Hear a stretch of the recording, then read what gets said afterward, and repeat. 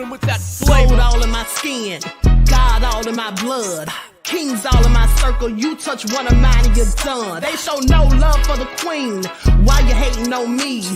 Is it cause I'm free and I got Malcolm X in my jeans? I got dreams like King Luther, shed blood like Kunta. You ain't helping my people, I ain't got nothing to say to ya. I want all the smoke like hookah. Talking reparations, America won't be great until they give us compensation. I'm like, I'm the hottest right now. See a bunch of lames out here trying to jock on my style. They be doing too much. I'm the queen, it's too easy. It's like they all at Popeyes, how they be talking so greasy. I just sit back and laugh while these haters get madder. So nefarious how they don't want my pockets with cheddar. I tell them they can do better. These snakes in the grass can leave a bite on your ass, cause y'all be trusting too fast. I got my foot on the gas, other one on they necks. Dropping receipts on haters, you better show some respect. I'm never facing regrets, we only facing the threats. Running through every challenge like a relay, break no sweat. It's a cold game, so I got that blanket with me. Now that my people awaken, ain't no going to sleep. I do not play by my piece, this time I'm playing for keeps. You talking slick, but when I see you like them ends, we gon' meet. And I got gold all in my skin, God all in my blood. Kings all in my circle, you touch one of mine and you done. They show no love for the queen, why they hating on me? Is it cause I'm free and I got Malcolm X in my jeans and I got gold all in my skin, God all in my blood. Kings all in my circle, you touch one of mine and you done. They show no love for the queen, why they hating on me? Is it cause I'm free and I got Malcolm X in my jeans and I got...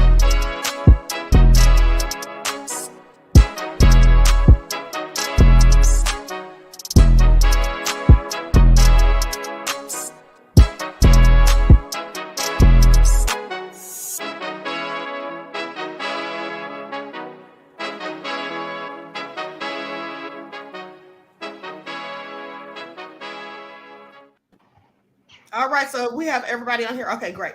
All right, hello everyone. Thanks for tuning back in once again to the original Queen Ahmadiyyah Shakur show. I'm your host, Queen Ahmadiyyah Shakur, and this is your daily vitamins.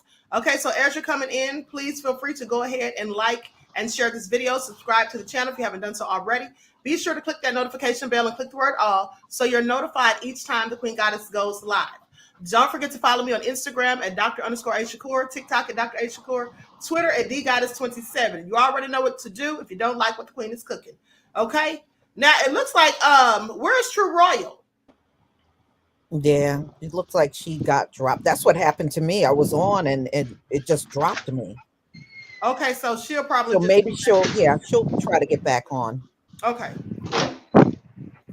All right, so let's go ahead and get into it. So everybody already knows. Hold on, let me just mute myself and tell her to come back. You all can go ahead and get started. We're talking about surviving P. Diddy. Okay, we all know about the nefarious allegations that have been levied against him. And so with that all being said, we'll let Lisa go ahead and get started with her thoughts on that. Well, I never liked Diddy. I never liked Diddy. You know, even back in the day when he was first coming on the scene, you know, there were other rappers that I got into and I did enjoy, but he was just never one of them. You know, I don't know. You ever, and I'm not saying you know everything by looking at a person, but you know how you kind of look and sometimes you get a bad vibe about somebody? That's how it was with Diddy. Right. For me. Yeah, I agree. I never liked him in the first place. And specifically, I didn't like him when it was alleged that he had something to do with the demise of Tupac. That's one reason I didn't like it. Now, we've all been hearing, I'm sure, these rumors about his sexuality in the past and all of that. And I saw someone post on social media yesterday. Someone said something about, you know, everyone's more concerned about his sexuality than we are about what he's accused of. And that's not true. More people are concerned about the things that he's done, specifically these things that Cassie accused him of. No one really cares about his sexuality because at the end of the day, we already have heard about it, and I'm quite sure we've already drawn our own conclusions. The main thing is the nefarious things that he's done and how some of these black men are trying to take up for him, trying to defend him, and just trying to say and allege that these women just want money. As I said before, when it's a civil suit, it's always about money. That's the whole thing, compensation for the victims of whatever crime has happened. And at the end of the day, that's what you're supposed to be after is money, monetary compensation for punitive damages and other. At the end of the day, I feel like men are gaslighting and deflecting when they try to act like it's all about, just getting money. Mm-hmm. So whoever wants to go I next. agree. I agree, Queen. I feel like they're doing that to justify and trying to keep the band-aid sealed so they don't expose this behavior pattern within themselves. A lot of these men would participate in the same sort of degeneracy. You'd be surprised what they'll turn the other eye on. And like a lot of them is wanting this type of attention, but they don't want the negative effects. They want to get away with doing whatever they want to do and tricking women out of it. That's why you have even Uncle Luke up until an hour ago, Uncle Luke saying he just learned what grooming was and he had no idea, but he's still schooling and pimping, teaching people how to be pimps. And essentially, this is a part of the problem. The way you're literally socializing the girls versus the boys. I say this all the time, but now you see it in adulthood and in the industry. I'm not surprised that I would suspect that they're possibly predators too, and that they'll be exposed soon as well. They all know. Even 50 said that Diddy sent him some pictures of Cassie. That was 10 years ago. Right. Right. Now, True Royal, what do you have to say, beloved? What do you think about all this? Well, first and foremost, the thing that bothers me is when our folks go to bat for these people that we absolutely do not know, like in the situation where the sister had got shot in the foot and there was a big campaign to tear her down and she actually did get shot in the foot. And it's really sad because when you're going to bat for these people, you don't know these people at all. That's right. And they can just have their little minions throw out something. They know you're gonna bite on it and you feel like you're being a part of something, but how do you really know at the end of the day? You know what I'm saying? And yes, we do all hear rumors. We do all hear rumors at the end of the day. And then I'm like most of the people on the panel. I never did like Diddy. I didn't like his level of arrogance. He's not humble. And so I guess some people assume they acquire a certain amount of money and they think that they can treat people any old kind of way. And we have seen this time and time again where, especially in our culture, they already hate you for what you received and highly hail. That's what I like to call it. They'll lift you up so high and drop you like a lead pipe. And that's what's getting ready to happen to Diddy. Macy's just dropped them and no telling else. They're going to all follow suit and all kind of stuff is going to come out. Some stuff will be true. Some stuff will be not true. But when you are caught up in that demonic world, that's what you get caught up in, just, being nasty to people. And we'll see how it goes. But one thing that our folks really need to get out of, because a responsible blogger, we get a lot of emails and people get mad because we won't put this up and put that up, and we'll do our research to the best of our ability. Mm-hmm. And we really don't know at the end of the day. And what gets me is how hard a person will go for back. Because I remember the other day, Lisa had did a live and somebody was just really going in. And Lisa was like, you don't even know these people. Right. What are you getting out of this? Right. Trying to defend people that you don't even know anything about them other than what they presented for you to see. Mm-hmm. And most people hide their nefariousness. Okay, so now with that all being said, we're going to go to Gavin, then God Ausere, and then Dominique Devereaux. All right. Well, thank you for having me on the panel, Queen. Absolutely. Let me just say I have a different take from everyone else on this and their positions. I am an attorney, so I do believe in our laws in our country, and what our laws state is that a person is innocent until proven guilty, and that there has to be due process. That doesn't mean I have to like what the allegations are or that I like this person personally, but I have to see what the evidence is and what is being said. And we have to take into consideration a couple of things. When there is a civil settlement, a civil suit that is filed, is completely different from a criminal action. And a civil suit, you are correct, it is about money, but a person is not found if they are sued and they're found what's called liable. They're not found guilty as they would be in a criminal court. When it comes to Diddy, I think it's best to say that Diddy is. I would take exception. He's not so much a rapper. Diddy is a mogul. I think that's a better way of saying it. You know, he was all in the record, all in the video, like Suge Knight said. But he's been around for a long time. I wasn't a big fan of his per se as a kid. I do remember him a lot being off there what he did with Bad Boy. I do want to pay in mind and pay attention that it is possible, yes, that while he's and this is my thinking, that some things that may have been said about him and his lifestyle could possibly be true, but I wasn't there. I don't know Diddy and I don't know Cassie either, and I don't know the people that are accusing this, but we always have to be careful, especially as Black people. We remember that there are and have been instances where someone has been accused of something and it turns out not to be true. There have been instances like the Scottsboro boys. We also have George Stimmy Jr., the youngest person that was ever executed in the United States. So those things happen, and we can't get our personal emotions, I think, involved when we're dealing and talking about stuff like this. Yeah, absolutely. I agree. Let's just wait and see what the facts are. And I would also say, look, and I'll give you another example too, Queen, because we talk about Bill Cosby all the time. Right. He's being sued alone through this Adult Survivors Act that was passed in 2021. And I want to just tell everybody on the panel this: if you look at it, there are over 2,500 lawsuits that were filed. Yeah, I told everybody that days ago. 2,500. Yeah. Diddy is part of it, but so is Bill Cosby, Cuba Gooding Jr. Axl Rose is being sued from something from 1989. The mayor of New York, Eric Adams, is also being sued. I just saw the former governor, Andrew Cuomo, is also being sued as part of it. So it's really, I'm looking at this, especially from a legal standpoint, is the constitutionality of something like this, because if we, in the Constitution, you have what's called not only due process, but you have a right to a fair and speedy trial. How fair is it, or how can I defend, if I'm a criminal defense lawyer or even a civil defense, something from 50 years ago, 40 years ago, 30? It's hard.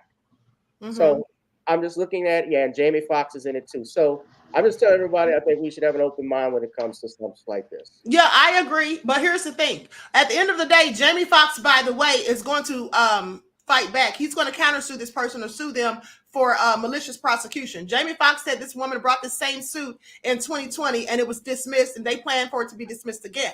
This woman is clearly sounds crazy to me. As I've said, I've discussed all of the people that you mentioned, except for the governor you just brought up. But everyone else, I already discussed those earlier this week and or last week.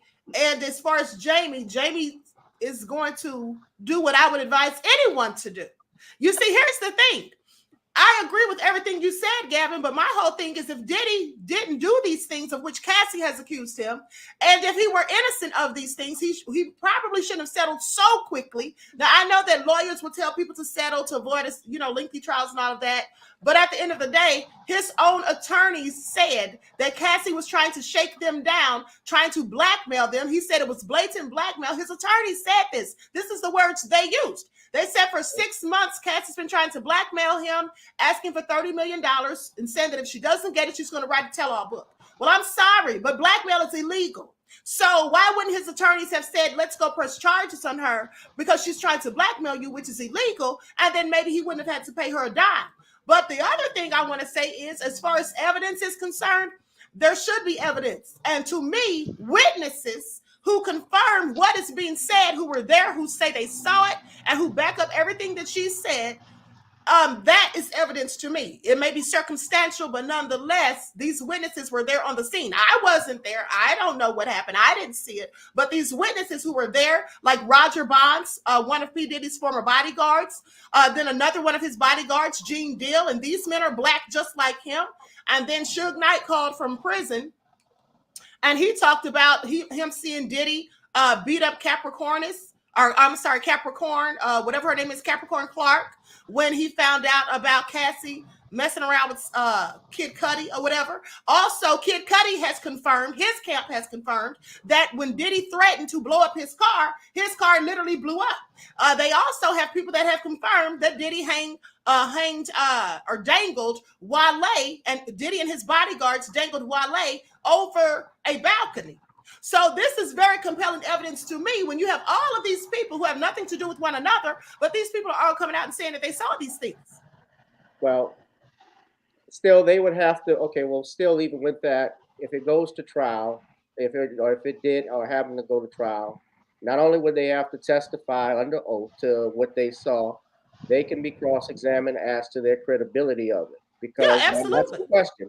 Are you doing, because the bodyguard, and I have an issue with, I did see the bodyguard statements, but the bodyguard talked about how he has 4 daughters and so forth and witnessed this. Well, I have more questions for you, that if you saw this and you witnessed a woman being abused, why did you stay so long with this person and say nothing until after the lawsuit came forward? Well, because he did actually. Questions that yeah, he could have been there, but look, I've seen the same thing. No, but he did say something. That's the point. That's in the legal documents. If you read all of the 30 pages of the legal documents, he did say something. He tried to de-escalate the situation and was unable to because there was other people there that could even restrain him. Also, Cassie said that he cried with her. So he did see these things and he did try to intervene. But at the end of the day, with all of this power and control that Diddy has, and these handlers or these elites who back him up, and who get these cases dropped for him because they've gotten cases dropped for Diddy, right? So that's already been documented. What else can he do? And then here's the thing. You have to ask yourself, hold on. Here's the thing. You have to ask yourself, well, Cassie's the one that would have to call the police. And here's the thing. If someone is doing something to a woman, being abusive, assaulting them or whatever, if this woman is going to continue to come back to this person, then what are you going to do? Risk your job, your safety, the safety of your family perhaps, and this person's still going to stay with the abuser? That's not entirely accurate though, Queen. You don't have to, if a third party witnesses a crime taking place, they can report that to the police. I've had that happen. Well, I know that, but what I'm saying is, I've had that happen. I know that, but what I'm saying is, if he did so, Cassie would have to back him up. The police could come and she could lie and say none of this happened. So what I'm saying is, if Cassie herself didn't go to the police, then little would be done, even if he did. That's my point. A third person, of course, you can call the police. We've seen people do this a myriad of times on things I've reported. But if the person who is the victim, the abused, if they don't say that something happened, then what do you do? Nothing's going to happen because Cassie could deny the whole thing. Cassie waited all of this time as well. So, but now, Dominique, tell me what you think, and then we'll go to Ausere because I think he may have stepped off for a second. And I thought something too. Go ahead, Dominique. Well, I guess I'll reiterate what everybody else has stated thus far. I never liked Diddy either. He has a predatory vibe about him. I don't mean just in the sexual connotation. I mean, like, in terms of business, he just gives me that when he's looking at you and smiling at you, he's sizing you up, trying to think how he can play you, how he can work this deal for his advantage. Like, he's never, I don't know, I just get that kind of vibe from him. But what we can't forget as well is that Diddy is a protege of Clive Davis. Exactly. Who's of the group of the people whose name rhymes with whose. Thank you. And we see what he did to Whitney Houston. Facts. So, I mean, she died in the hotel and they kept having the party. That's what she would have wanted. No, you need to clear that place out so you can contain people and question people and find out who was in and out of her room. And they just continue having the party. Crime scene. Exactly. Yeah.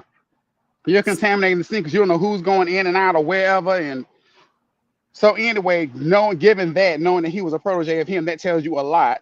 And then there are other producers, black producers, and record executives who are shady, who have done other black artists wrong, like Sylvia Rhone, who did In Vogue wrong and kind of forced Dawn Robinson to leave. Everybody thinks Dawn just left because she wanted to do her own thing and didn't care about the group no more. But she was fighting to get trying to renegotiate their deal because they were so popular at the time, but their deal was a crap deal. So she was like, we don't need to record anything else until we get a better deal. And Sylvia Rhone basically told her, had one of her group mates turn against her, and they basically told her, if you don't like it, then you can get to stepping. So she didn't like it, so she left. But anyway, and then you got Barry Gordy with Diana Ross and Supremes. We know what happened then because he was having relations with her. Quincy Jones. So, and all these people are linked up with the you-know-whos. And here's the thing, too. Right. And here's the thing, too. Let me say this, and then God is here. I want you to speak. With that all being said, another thing is Diddy has power. We know that. If he can say, in one day, he can say the Kid Cudi's car will be blown up. He will have it blown up for him messing with Cassie. And then the car is blown up. I'm sorry. If Kid Cudi had been in that car, he would likely have been deceased. Now, with people knowing that, are they really going to do too much against him if Cassie's not willing to even come forward because she's afraid? God is here. Go ahead.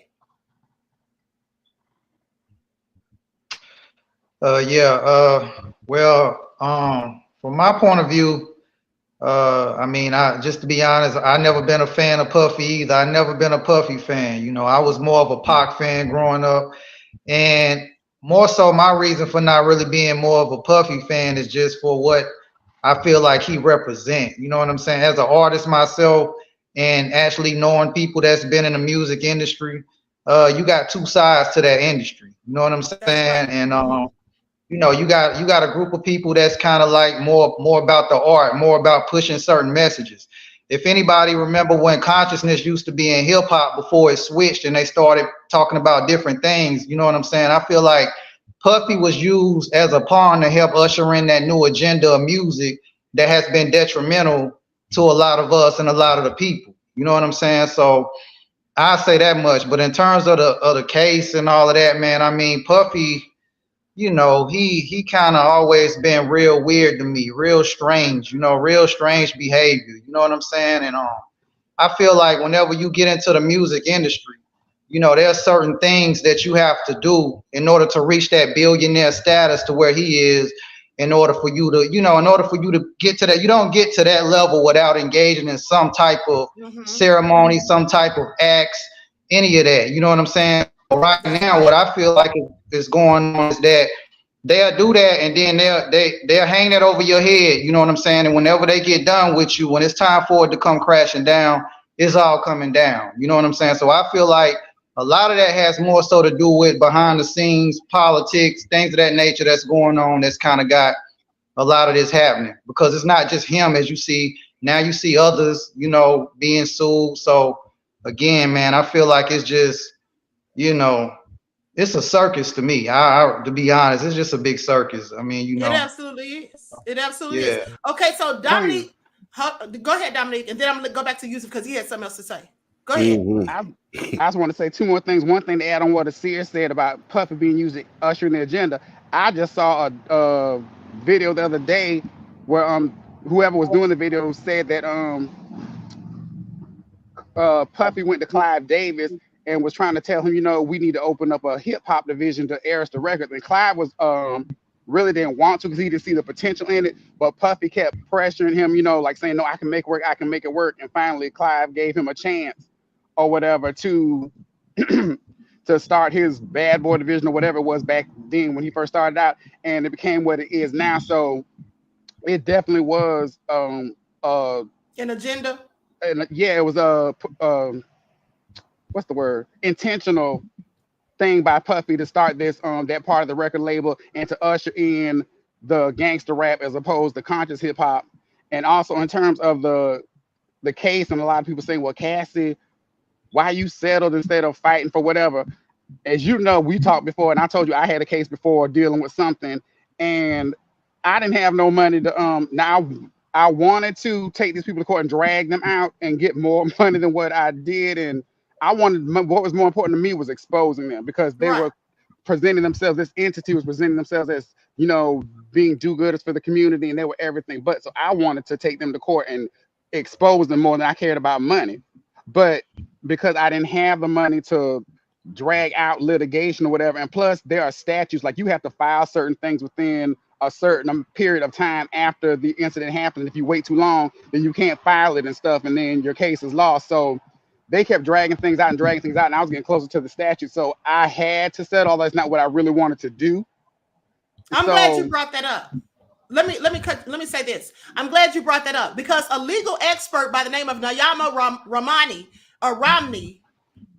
I believe, he said he broke down why Cassie went to file this lawsuit. He said because Cassie's camp and Diddy's camp were in negotiations for months, and that at the end of the day, they knew that the deadline was coming for this Adult Survivors Act to end on November the 24th. For the act to end. So they said Cassie was pressed for time. Since they couldn't come to a negotiation agreement, Cassie was forced to file the lawsuit. And if you're forced to file a lawsuit, I'm sorry, but lawsuits can drag on for a decade. Okay. And if you don't have the money to keep fighting, and you don't have the money like that, well, it can drain you. So with that all being said, I absolutely see why Cassie settled so quickly. Okay, because she was trying to get compensation. If she was offered what she wanted or close to, then she took it. That makes sense to me. What doesn't make sense to me is if P. Diddy didn't do any of these horrendous things that he was accused of, why wouldn't he, who has the money, fight to prove himself and vindicate himself? And also, again, I say, why didn't they press charges against Cassie for blackmail? Okay, because they call it blackmail. Cassie's camp called it negotiations. They called it blackmail. So that's what they really felt, which leads me to think that they're lying, her attorneys included, or his attorneys included. If it was blackmail, then why didn't anybody press charges? Now, Yusuf, you can go ahead with what you had to say. Yes, Queen. And I agree with everybody, and we all have our different perspectives. I wanted to bounce off one thing real quick that the lawyer said. I have a question for you, lawyer. Because yes, we have opinions of people, but character does matter, does it not? Character is not something that's put necessarily on trial, but they have character witnesses. Oh, hold on, stop right there. Yes, it is.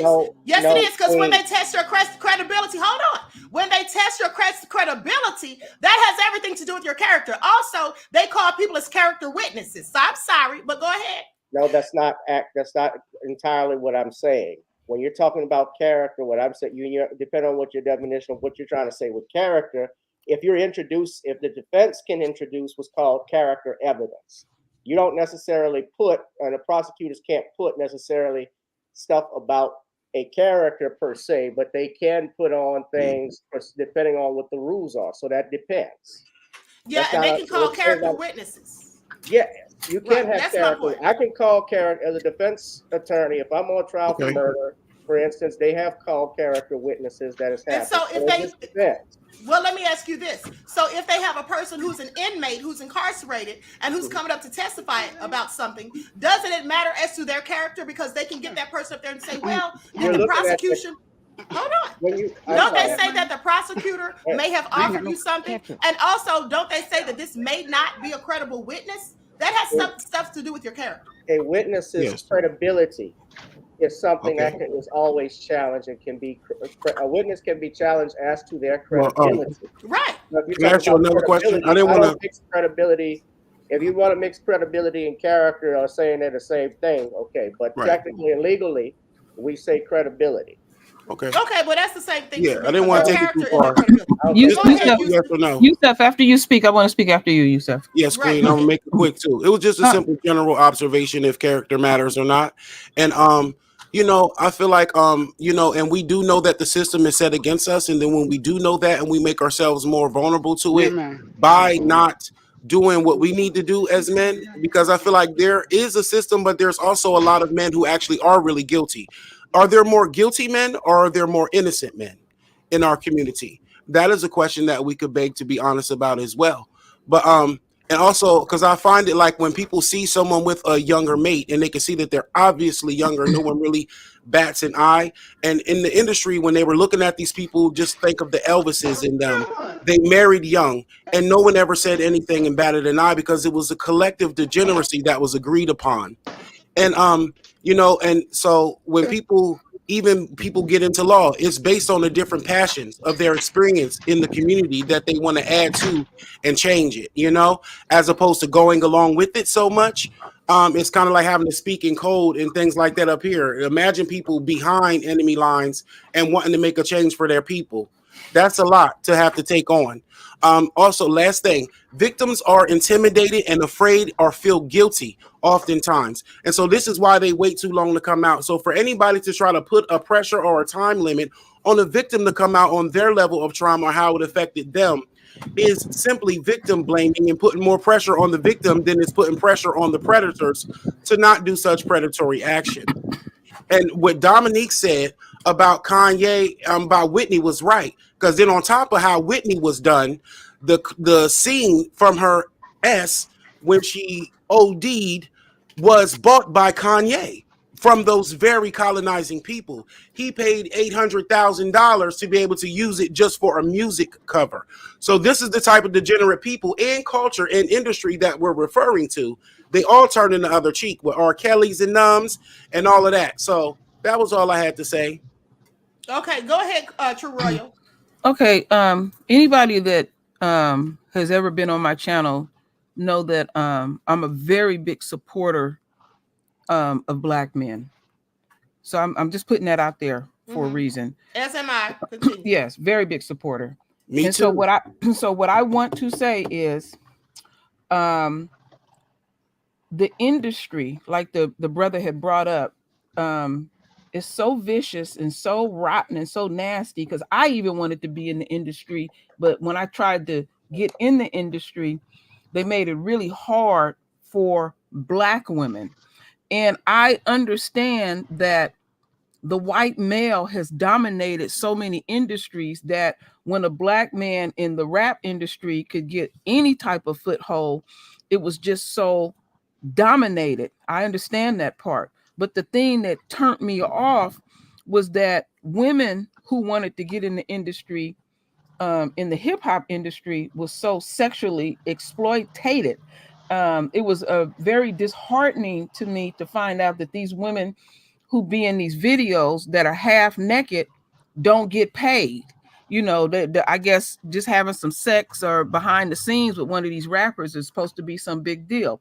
Now, I do put a certain amount of responsibility on the women that they should have demanded to be paid and all these type of things like that too. So what I'm trying to say is not necessarily anybody's hands is clean in the situation. But when you take the unquote pecking order and how women are viewed, Black women are viewed in this country, we're like on the bottom of somebody's damn shoe. And then you take in different type of cultural things, poverty and all this kind of stuff like that. You get exploited. So there's a lot of ugliness that goes on. And I can remember when rap first came out. It was so clean and so positive, and then it went into something that just like, what? Really? It some people don't even know the origins of this stuff. And there's people on this panel that do know the origins of some of this stuff. But the thing that really turns me off is how women have to think when they get in this industry, they have to be a sexual object, or if you have clean rap, that's phony. A conscious rap, we don't want to hear that. And so we're going to go as ratchet as we're going to go, nasty as we're going to go, and all of that. And it's like, how deep in the gutter you want to get in. Now, I hear what the lawyer, I'm going to say this last part, I hear what the lawyer is saying, but it can't be that all these people is just, you take this girl who was saying that she was blackmailing. That girl didn't have that kind of power. When you weigh the scales the scales. There's supposed to be a balance in the justice system, which we know is BS. We know it's BS because how we are treated in the justice system and all of that kind of stuff. So we know that money talks, and whatever that girl had, for Diddy to jump up and settle so quickly, it had to be something so damaging that he did not want that to come out. And yeah, naturally what would happen, because there are people on the sidelines, are going to follow suit and say, well, damn, if that, this last part, if I can get a payday like that, I'm gonna try my best to do it. So yeah, you're gonna get the good, the bad, and the ugly. But at the end of the day, remember, ain't nobody's hands clean in this situation. That's right. And then all of these people jumping in with these other lawsuits doesn't negate the fact that some of these things absolutely happen. And let me say this, and then I want to take it back to Lisa. At the end of the day, we also know that there's been lots of people that have met their end around Diddy, specifically when they were supposed to be writing tell-all books about things that pertain to him. Kim Porter, Andre Harrell, Heavy D. All of these people were writing tell-all books, and they all turned up dead. Now, I don't find that to be a coincidence. It could be, but I don't think so. That's just my opinion. But also, at the end of the day, there is too many people saying too many things, and all of these people are Black. All of these people, and most of them are Black men who are saying these things. And let's not forget that Aaron Hall himself, who's accusing this third lawsuit filed against Diddy, has admitted, running his mouth so much, he's literally admitted this, some of the things basically, and had Diddy's name involved when he said these things. Okay, DJ Feds. In an old video that has recently resurfaced. And so with that all being said, let's take it back to Lisa. And then we'll go to you, Gavin. Yes, that's very true. He was on Vlad TV, and he pretty much let out that, yeah, if he wants to do something to a woman, he just take whatever he wants from her. And he was very open. Now, I can't get all graphic, but he got graphic. Yeah, he did. On there. So, hold on, let me see if I have that with the bleeps in it. But go ahead, Lisa, keep talking. So right there, you got something coming from the horse's mouth. And I have to collaborate on what True Royal say. Let's face it, the legal system is broken. And the evidence of the legal system being broken is all these exonerations that happen across the country. You got people walking in courtrooms and having murder charges put on them, and then 30 years later find out they had nothing to do with it. So due process, yeah, I take that with a grain of salt. Right, I agree. Okay, go ahead, Gavin. You had something to say. She dropped the mic. Yeah, well, I'm gonna say this. Look, this is our country and the way that our laws are written. I get what everybody's saying about the system. They mentioned the system's being broken and so forth, but when we're talking about this, bottom line, all of us, especially we live here, all we can go on is what comes forward or what evidence that we have and what's being brought forward. Bottom line, I can't go as God and make a determination as to someone's guilt or innocence unless, number one, I have some proof of it. It's not about me whether I like Diddy or defending that. And yes, witnesses and so forth can be intimidated. People can take a long time in coming forward. That has happened. But at the same time, that's all. If you still have that, there's still something in our Constitution, something we have in our laws in different states called statute of limitations that are set forward for a reason. And that's to protect both parties, actually, to protect the accused, but also to protect the accuser. Because when you're given a chance to come forward and given time we need them to come forward. Then I can't change the goalposts in the middle of the game and say, like with this Adult Survivors Act, and come out 2021 when it was passed in 2021, and we're going back in 1989 or 1990 for anybody.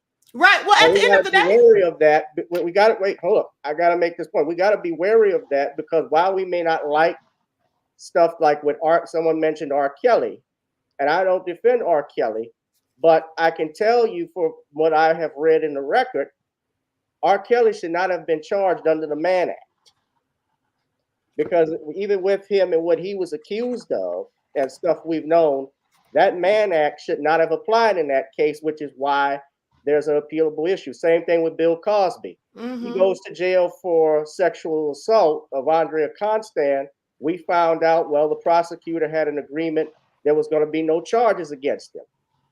So that's the bottom line. So you can't, so when the rules are broken and people do things like that, it's a problem. We have to question that, because while I care, yes, I care exactly for our young women, our Black girls. And you know what? I also care about our young Black boys as well. Hey, like I saw Willie Deep talking about earlier. He tells his son, hey, if you got multiple boys in a room and there's a girl, he said, get out the room. Well, we know how the laws have done, and I don't agree with the laws either. I don't agree with the Adult Survivors Act, the fact that you can go back all these years. I've said that before when it pertains to Bill Cosby. I think that a lot of the BS on Bill Cosby was all lies and innuendo, and I didn't believe most of it, quite frankly. I think that he was railroaded. But that's not the discussion. We're not talking about the laws that they've already enacted, the Adult Survivors Act, because we know that the government and the judicial system does what they want to do. What we're here to talk about... I'm sorry, say that again. I said, but that's what Diddy, but I'm talking about. Yeah, that's what he was sued under. That's what he's been sued under, but nothing we can do about that. The bottom line is, do we think that he's guilty of these charges or not? Okay, now, Dominique, you have your hand raised, so go ahead. And then I'm going to play this audio from Aaron Hall. Two things. One, to respond to what Lisa said, I understand what you're trying to say, but the legal system ain't broke. It's functioning just the way it's supposed to, just like the voting system. We were never, when these laws weren't acted, they were never created with us in mind, or they were, but in the sense to keep us excluded from the rights that from equality and protection that they provide. Exactly. So it's working just exactly the way it's supposed to, honey. We never were supposed to ever receive justice. So it's working just fine. Can I also say something to that? Yes, go ahead. When it comes down to Constitution, we are still to this very day listed as 3/5 of a human being. That's right. No defense, but we are treated like that in this legal system. That's just the same. There is no doubt about it. You didn't have any rights when it was written, and we technically don't have those rights now. And you got people on the inside of the system that have worked against us. You got prosecutors and cops withholding evidence that could free people. Yes. And these things occur even to this very day. That's right. And there's a story Oh, go ahead, Lisa. I'm sorry. No, go ahead, Queen. Well, I was going to say there's a young man that's in jail right now, and there's witnesses who said that he was nowhere near the crime scene. There's video proof that he was nowhere near the crime scene. There's video proof of his car at a whole nother scene that's miles away, and you see his tag on his car, so you know that it's him, and you can see in the video that it's him. But the police said, and I believe it's in Mississippi, I can't recall, but this was like 2 weeks ago I read about this. But anyway, the police said, well, let us watch the video and we'll decide if whether or not that was him. So we know how the devils do. We know that justice is supposed to be blind, but of course it isn't. And we know how they use it against us when it suits them. And also, if they have laws that don't benefit them, okay, that turn in our favor, well, they do change these laws. Just like the case of Brian Nichols, who shot up the courthouse here in Atlanta in Fulton County in 2005. Well, when they didn't get the death penalty for him because they wanted the death penalty, but there was not a unanimous verdict, well, they said, well, let's change it. They all of a sudden started talking about changing it so that you don't have to have a unanimous decision by the jurors. Because they were upset because it didn't go in their favor. So we know they do this. Okay, we know how that works. I'm not here to debate the law, the constitutionality of the law, because we know it's unconstitutional. We know that our people are often denied due process. I was just speaking about this yesterday when I talked about George Floyd and the devil that killed him, Derek Chauvin, when he was stabbed in prison. They said that his appeal was denied, and he wanted a new trial on the basis of ineffective counsel, or he said he didn't get a fair trial or whatever. Yeah, that's what he said. He didn't get a fair trial. I said, well, George Floyd didn't get a trial at all. He never made it to the courtroom because he was executed on the side of the road. He was never given due process as we're supposed to all be afforded. So we know how the shadiness goes. But my question is, for the point of this whole discussion, is what do we think about Diddy? Now, before I move to the next person, let me just play this excerpt of Aaron Hall just talking too much clearly. Queen. Jamie Foxx to like Denzel Washington. I like the in public. You feel me? I like for them to see how I like. You used to be the Joe to see a Puffy or any of them. They've been at my house. They all see me. Aaron Hall is a name that many 90s kids remember. And like many singers, Aaron has had his fair share of controversies. Given his explosive temperament, Hall was making headlines quite often, and not in a good way. I took her. Me and Gloria's cool. I'm a boss. I ain't gonna argue with you about no and you umbilical cord. Despite his musical talents, Aaron is most known as the R. Kelly #2, if you know what I mean. His name frequently found itself entangled in discussions surrounding high-profile scandalous affairs, overshadowing his musical prowess with the shadows of controversy. I was actually in the studio when he recorded that. We just started dating.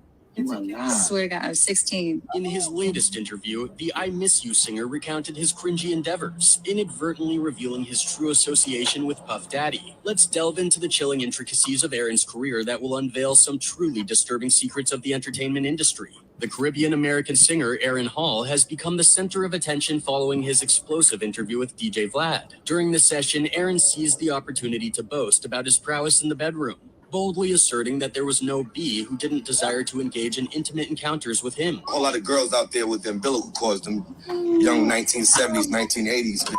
You know what I mean? They try to go up there with the, with the fresh out the shit. Now, with that all being said, here's the thing. The people that he names that are in these rooms with him when he's having these encounters, okay, and they've watched him have intimate relations with these women. Well, he clearly said Diddy. And so that just to me, and I want you all to pay attention, confirms what one of the women said, that it was Diddy and Aaron Hall who had her at Aaron Hall's apartment. Aaron Hall has already admitted that Diddy's been to his house. He's one of the people and seen him doing these things. So she says in this third allegation against him that her and her friend met Diddy and Aaron Hall. They were invited back to Aaron Hall's apartment, and there they both took turns raping her and her friend. So I'm sorry, Aaron Hall just pretty much corroborated what that woman said. So let's talk about facts and evidence. Now, who wants to go next? Go ahead, Yusuf. You see Aaron's attitude, Aaron's speech, Aaron's mindset. This is a part of the problem right here that nobody addresses. Oh yeah, it was on Dom. It was on Dom. He had something to say from the last time. Go ahead, fam. Oh, okay. Oh no, go ahead. You finish. Well, that was pretty much it. This is the part of the problem. That attitude, they all aspire to be sexual degenerates or to have that level of proclivity. They all aspire to that. So that's a part of the problem, the way we're socializing as men. Okay, now go ahead, Dominique. I just wanted to add that I know in terms of Gavin being a lawyer, I know in court things go different. You can't go off of what you feel and opinion. It's based off of what you can prove. But in terms of the character of a person, for people who are standing up and trying to defend Diddy, all I need to know, I don't need to have no law degree or nothing. All I need are my two eyes, because I grew up in the 90s, as most of the people on this panel did, or before that time, and I've seen. You got to go off of the common denominator. If you look back over Diddy's history, there's countless artists he screwed over. So if all the artists are different and the only person that's the same in each one of those situations is Diddy, then that means he's the common denominator. If he'll screw somebody over the way he's done his artist in business, I mean, it's no leap to say he'll screw somebody over personally in terms of personal relationships or friendships or whatever. And Queen, also, I wanted to remind you, remember you had said that when we were talking earlier that about how Diddy had just started, not right before this allegation came out with Cassie, he had started giving back his old artists their masters or something. Hold that thought. Somebody is touching their microphone or something, and it's making a noise. Somebody's microphone or something sounds like a heartbeat. Yeah, who is that? Ultrasound. Everyone who's not speaking, please mute yourself when you're not speaking, so we don't have that problem. Okay, go ahead, Dominique. Yeah, I was just wanted to say that and to remind you to remember to tell everybody. Remember how before Cassie brought up her allegations, how you were saying that Diddy had just started giving back his I don't know if it was his masters or the rights to all his old artists before when. Yeah. Absolutely. So he was giving them back their publishing. And here's the thing. He's had it for all these decades, right?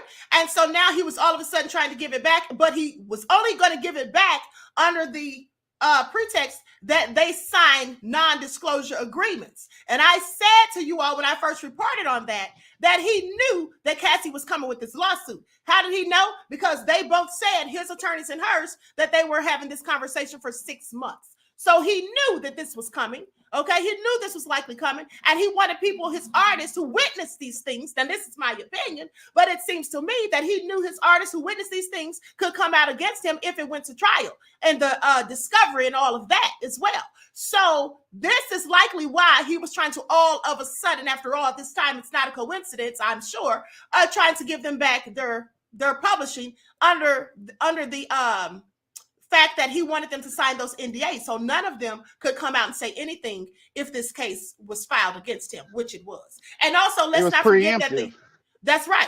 And let's not also forget that the psychic Sloan Bella predicted this in July.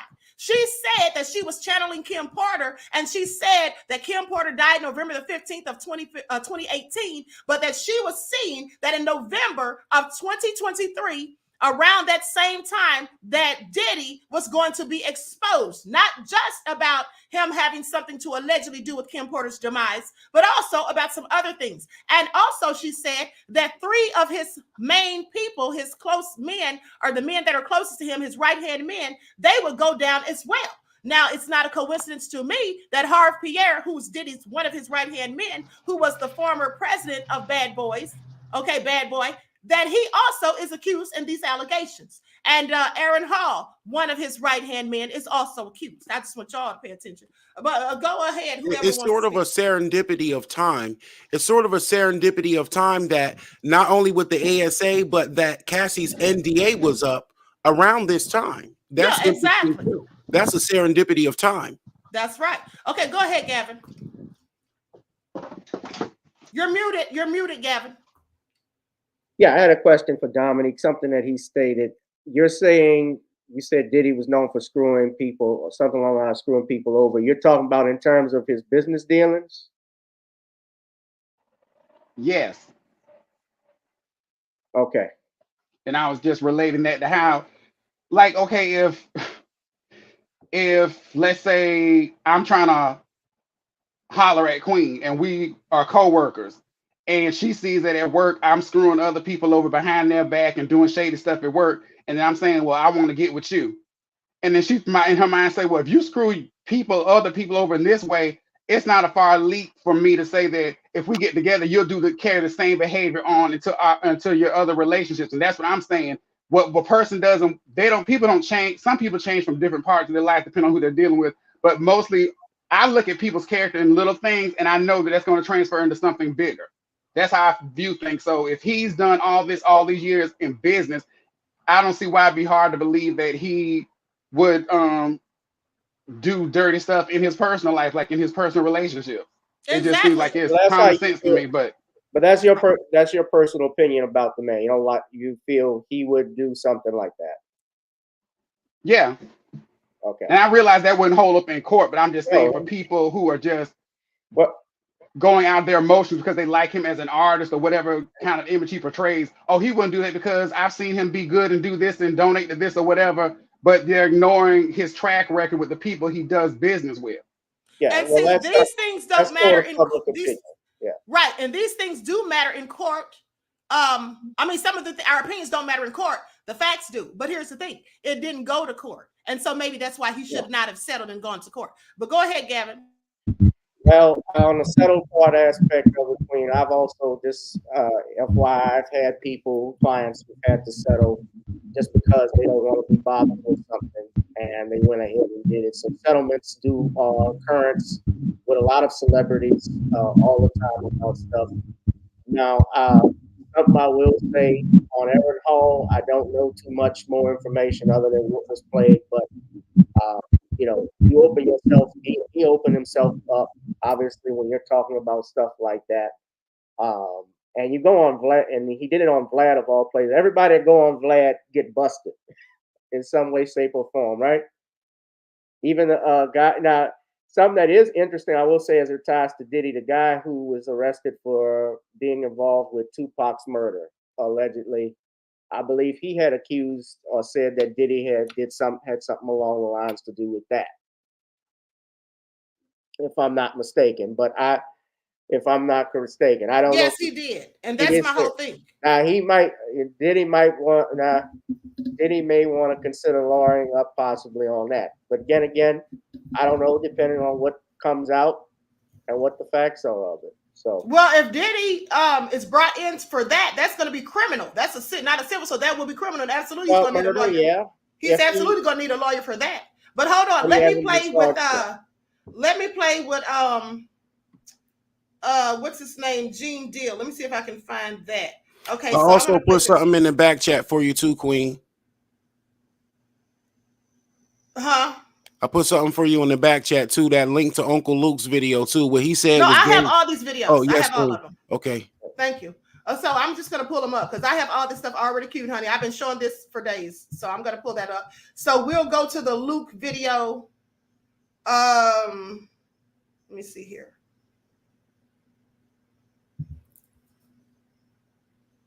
I'm trying to make sure I pull up the right one. I think this is it right here. Okay, so what I did was I took the audio and I just made a little video real quick just to, because I don't want to use, Vlad's thing or whatever, his video. So this is Luke and Aaron Hall. Aaron Hall's talking first. You all already heard that. But then Luke gives his 2 cents. Whole lot of there from Jamie Foxx to like Denzel Washington. I like the in public, you feel me? I like for them to see how I like. You speak to Joe to see a Puffy or any of them. They've been at my house. They all see me.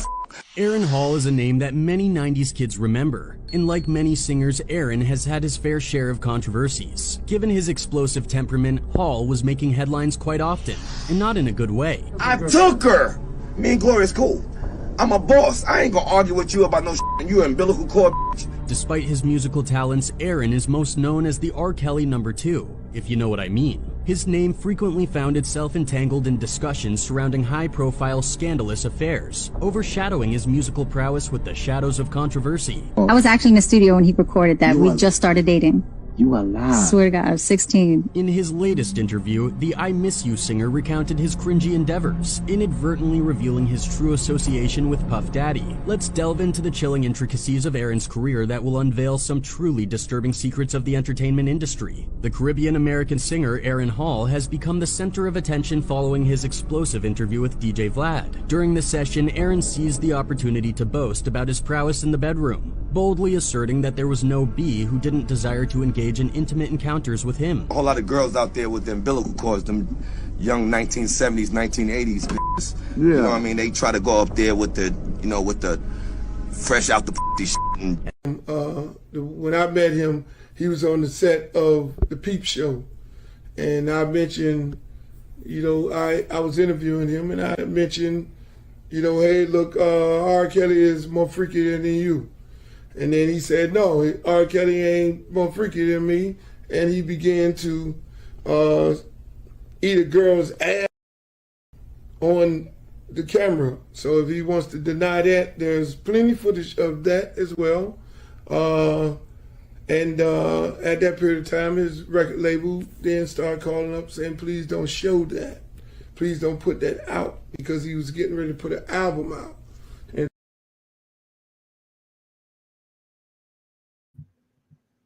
This is Aaron Hall's lyrics.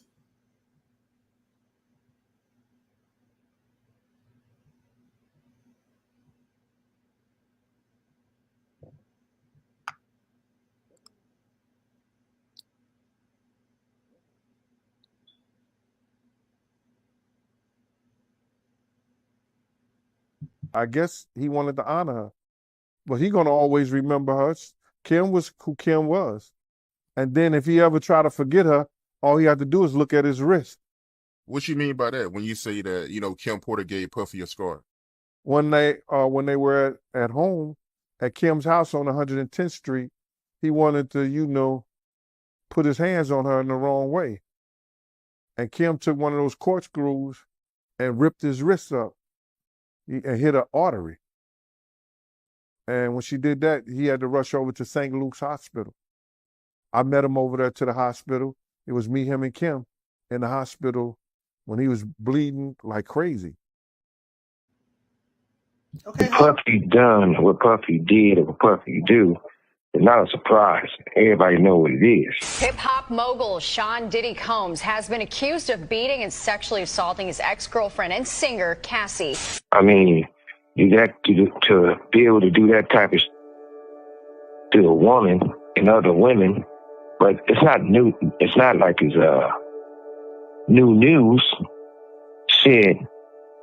Same time he beat the shit out of motherfucking what's the little girl name? Cassie or whatever. He had an assistant by the name of Capricorn. He felt Capricorn. Cap was keeping his shit on the low about if she was messing with Cuddy or not. Puffy beat the shit out that bitch.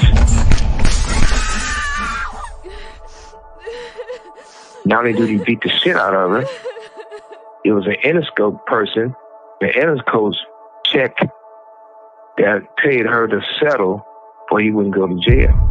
You've heard of the golden rule, haven't you? Whoever has the gold makes the rules. So why would you share all this one? Okay, so there you have it. There's different people saying these things about Diddy. And at the end of the day, like I said 1,000 times, everybody can't be lying.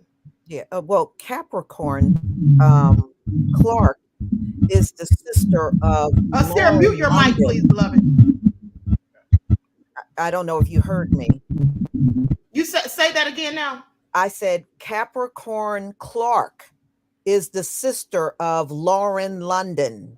You remember? Oh, yes, I did not know Lauren that. London's sister. Okay, I did not know that. And she also worked for Diddy at one point in time. Okay. Very interesting. And here's the thing too. Kim Porter worked with Uptown Records, I do believe it was. She was the assistant of Andre Harrell. And so when she was writing her book, she came out and said that she knew a whole lot of things that went on because she was there all this time working as Andre Harrell's assistant. And so with that tell-all book that was coming out, I find it more than a coincidence that when Kim met her end, all of a sudden someone broke into her property and stole 2 laptops. Now, the book was recently, some excerpts from the book were supposedly leaked the other day. And it had some very explosive things about Diddy. If you all remember that I told you what it said. It basically said that Diddy allegedly gave Usher an STD. You may also remember that a few years ago, some women accused Usher of giving them an STD. I don't know if that's connected. I'm just telling you what the reports have said. Also, it talked about other things like Mary J. Blige, an incident with her having been impregnated by Diddy allegedly, and then getting rid of it, and all these things. So there's a whole lot of stuff that Kim likely knew. Kamora Lee Simmons has alluded to some things that she knows. And then also you have all of these other people who were around and in close proximity who have said that they have seen and witnessed things. This isn't 1 or 2 people. This isn't just the accusers. These are other people who have not filed any suits against him. And like I said, most of these are men. Another thing is this. A lot of people want to say these women, you know, why didn't they leave? And when they talk about Cassie, people are saying, why didn't she leave this, that, and the third? Well, at the end of the day, if people are turned up dead around somebody and then somebody's car is said to be blowing up and then it's blown up, I'm sorry, but surely she was afraid. And then when they say in the court filings, and other people have confirmed it, that when Cassie tried to leave Diddy, he would send his goons to go and get her and bring her right back. Let's not even talk about when they said that he kicked her in the face and she jumped out of the car and ran, and then he chased her down and kicked her in the face again. Let's not also forget about Gina Huang, who was dating Diddy, who said that he stopped her in her stomach until she lost the baby. Okay, and that he beat her when he was upset because she had texted some other guy. Let's also not forget that in 2009, Cassie says that she went to speak to a manager in the music industry, and she thought this would further her career and thought Diddy would be happy for her. And she said that Diddy beat the mess out of her. And that's when the former security guard, Roger Bond, tried to intervene. Okay, let's not forget all of those things is all I'm saying. Because at the end of the day, this isn't just about the court of public opinion. This is about what many people are saying.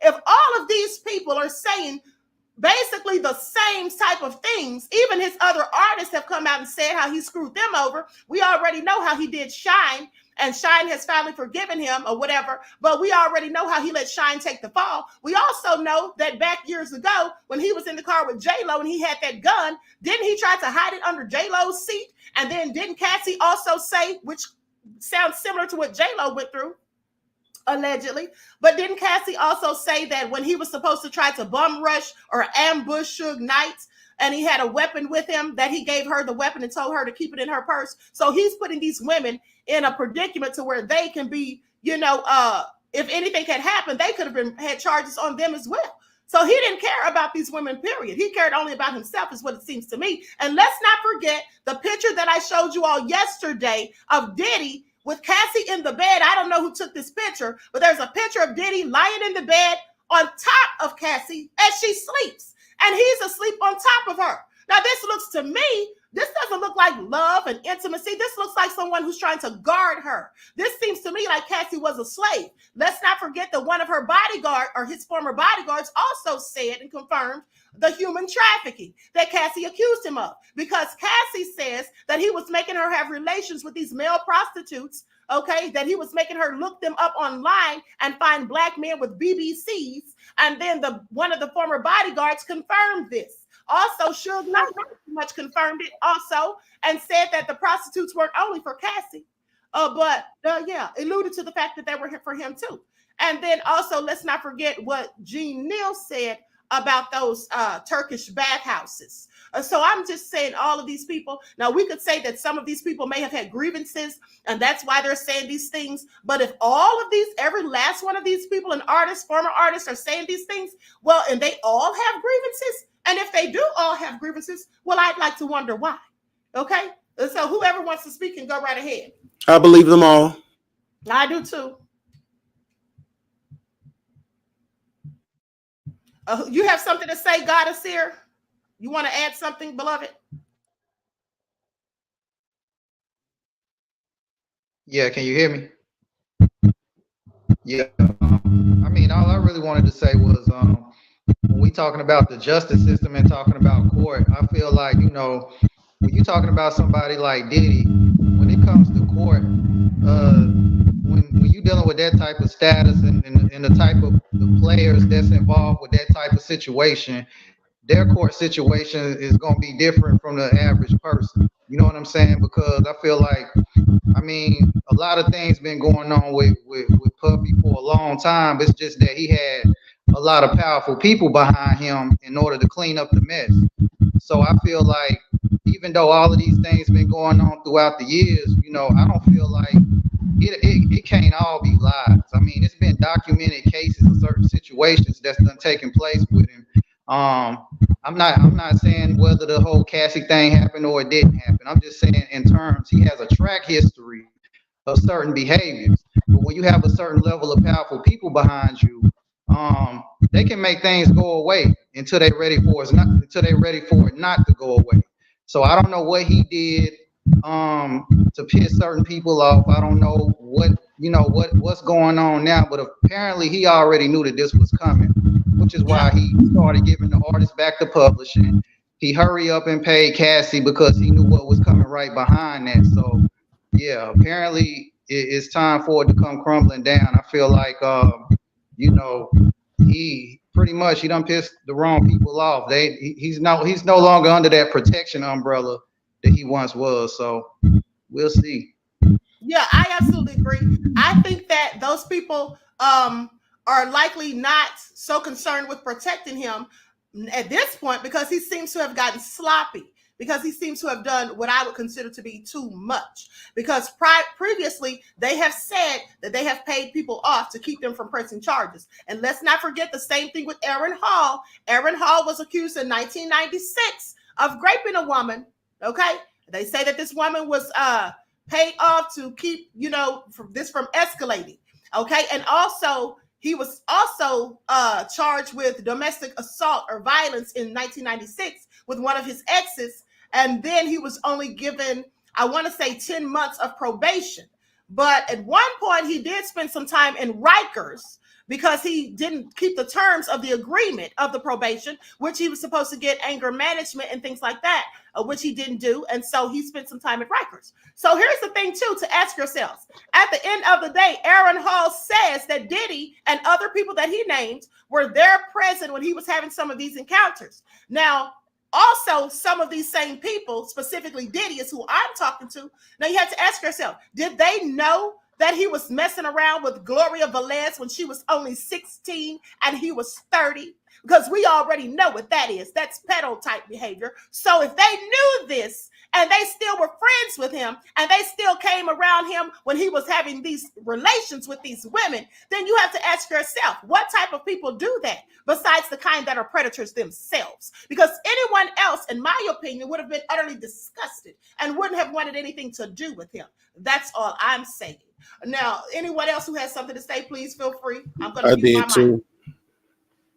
Go ahead. Go ahead, Dominique, and then Yusuf. Okay.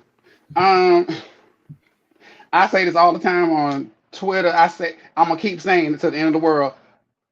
My people perish for lack of knowledge. I'm not going to take this all the way in the spiritual realm and get into what the real significance of all this stuff does, but to prove a point until people start realizing this is a culture of what goes on in this music industry. It's just like with racism. 1 in every 5 clear people was racist, and you could say, oh, it's just some bad apples. But the fact that you see all the things that happen to Black people on a daily basis with us getting brutalized in the news, it proves that it's a system. And just like that with this music business, it's no coincidence that's in this, because the music business is big, but at the same time, it's small compared to the total population of the earth. And the fact that there's such a high concentration of people in power who are into sexual deviancy and all the stuff like Diddy is, that proves it's part of the culture. People wonder why you see certain artists, some people you know who can really sing, and they might have had one song and you never heard nothing from them. You're like, well, why didn't they blow up and this and that? It's because they probably were not willing to do certain things where they had to be. I remember I saw a interview a couple months ago where somebody was interviewing the singer Maya from back in the day who had that song with Cisco, It's All About Me. And they were asking her, what happened? You just fell off and we hadn't heard nothing from you since whatever. And she just kind of got quiet for a minute, and then she just looked down and she turned back to the camera, smiled, and she said, let's just say I wasn't willing to do some things that you have to do to get where some other people are. And she just left it at that. And that was telling you right then and there that in order to get to a certain level, it has nothing to do with your talent. Yes, some of these people who are in high places are talented, but that's not what got them where they were. If you're not going to agree to go along with these debauched rituals and plans and things these people want you to do, you're going to hit a ceiling. And that's just a fact. True. This is like the whole agenda with Black men wearing dresses in Hollywood too. If you don't want to wear those dresses, you're not going to blow up the way most people would. Okay, every now and then you might get someone that does, like Dave Chappelle, but most of these people, if they're not, these Black men, if they're not wearing dresses, okay, that's part of the humiliation ritual. And if they're not going to do these things, well, they're not going to get but so far. Okay, so we know how back to what you said about Usher too. To piggyback off of that real quick, I remember reading an article years ago where Usher and P. Diddy said that when Usher first got put in the music business, I think he was 12 or something, whatever. But anyway, even before he came out, P. Diddy would take him to industry parties, and Usher was living with P. Diddy. Like he was staying with him while he was recording his first album or whatever. And he would have these parties with all these industry people, and there'd be women and everything going on. And yeah, Usher I saw the said video. that, he had me. Yeah, he would hook Usher up with these grown women and let him have, relations with them. And he was a whole underage boy. So if P. Diddy and Usher admitted to that, why is it a stretch for people to believe that he's done all these other things, the Cassie, Kim Porter, whomever? Exactly. Okay. Usher has said that himself. I've heard Usher say something about those parties. Now, I didn't know that he was having intimate relations with these women, but he did. I heard him say specifically that there was a whole lot of things that was going on that he saw, okay, that were very wild, is what he said, okay? So I'm sorry. At the end of the day, I believe every word that these people are saying about Diddy. Now, I don't believe what that lady said about Jamie Foxx. when she's talking about she's disabled now and all that stuff sounds crazy to me. I didn't believe what they said about Bill Cosby. But in Diddy's case, well, the evidence seems to be compelling with what these witnesses are all saying. And let's not forget that when Al B. Sure came out and said, alluded to the fact that he didn't think Kim died naturally of what they're saying she died of, because Kim was just smiling and laughing and healthy and happy days prior. Okay, and then all of a sudden she met her end. And the first report, just so you all know, for those of you who missed it, in the first autopsy report, they said that Kim died from a heart attack. Now, then they came back and said it was lumbar pneumonia. Now, I find that interesting because Heavy D also supposedly died from a heart attack when he was doing the tell-all book. Okay, so, and we all should know by now, because I've told you all and shown you the receipts, where they can absolutely give you a shot, okay, inject you with something, some type of chemical. Sometimes it has shellfish toxins in it. Okay, and it is they even have a gun the CIA has with the bullet. It's made of ice. It has these toxins within it. When it enters the body, it makes you go into a heart attack, and then the ice melts, so there's no trace. So it looks like you just died from a heart attack. Now, the CIA has shown this before, and they also have an injection they can give you for the same thing. Now, I'm not saying that's what happened, but I'm just reminding you all of things may sound crazy, but sometimes the truth is, in fact, stranger than fiction. Now, I'm going to go ahead and take it back to Lisa. All right. Another thing I want to bring up, thank you, Queen, you're welcome, is, you know, when it comes down to wealthy people, they are very slow to get anyone with wealth. We saw this with Jeffrey Epstein. You know, some of these folks are well known. The authorities have known about them 20, 30 years. But because they are of a certain status, the law will just overlook a lot of it until it gets to the point where they just can't anymore, or the dead bodies show up in somebody's house, you know, and things when it gets obvious. But other than that, they'll just sit back and a lot of times they'll watch these rich guys do this stuff and they won't do nothing. They won't do a thing. That's right, because Lisa, here's my question. With Jeffrey Epstein having been convicted and Ghislaine Maxwell having been convicted of them trafficking minors, well, they surely had clients. None of those clients have ever been prosecuted. No one seems to be even investigating them.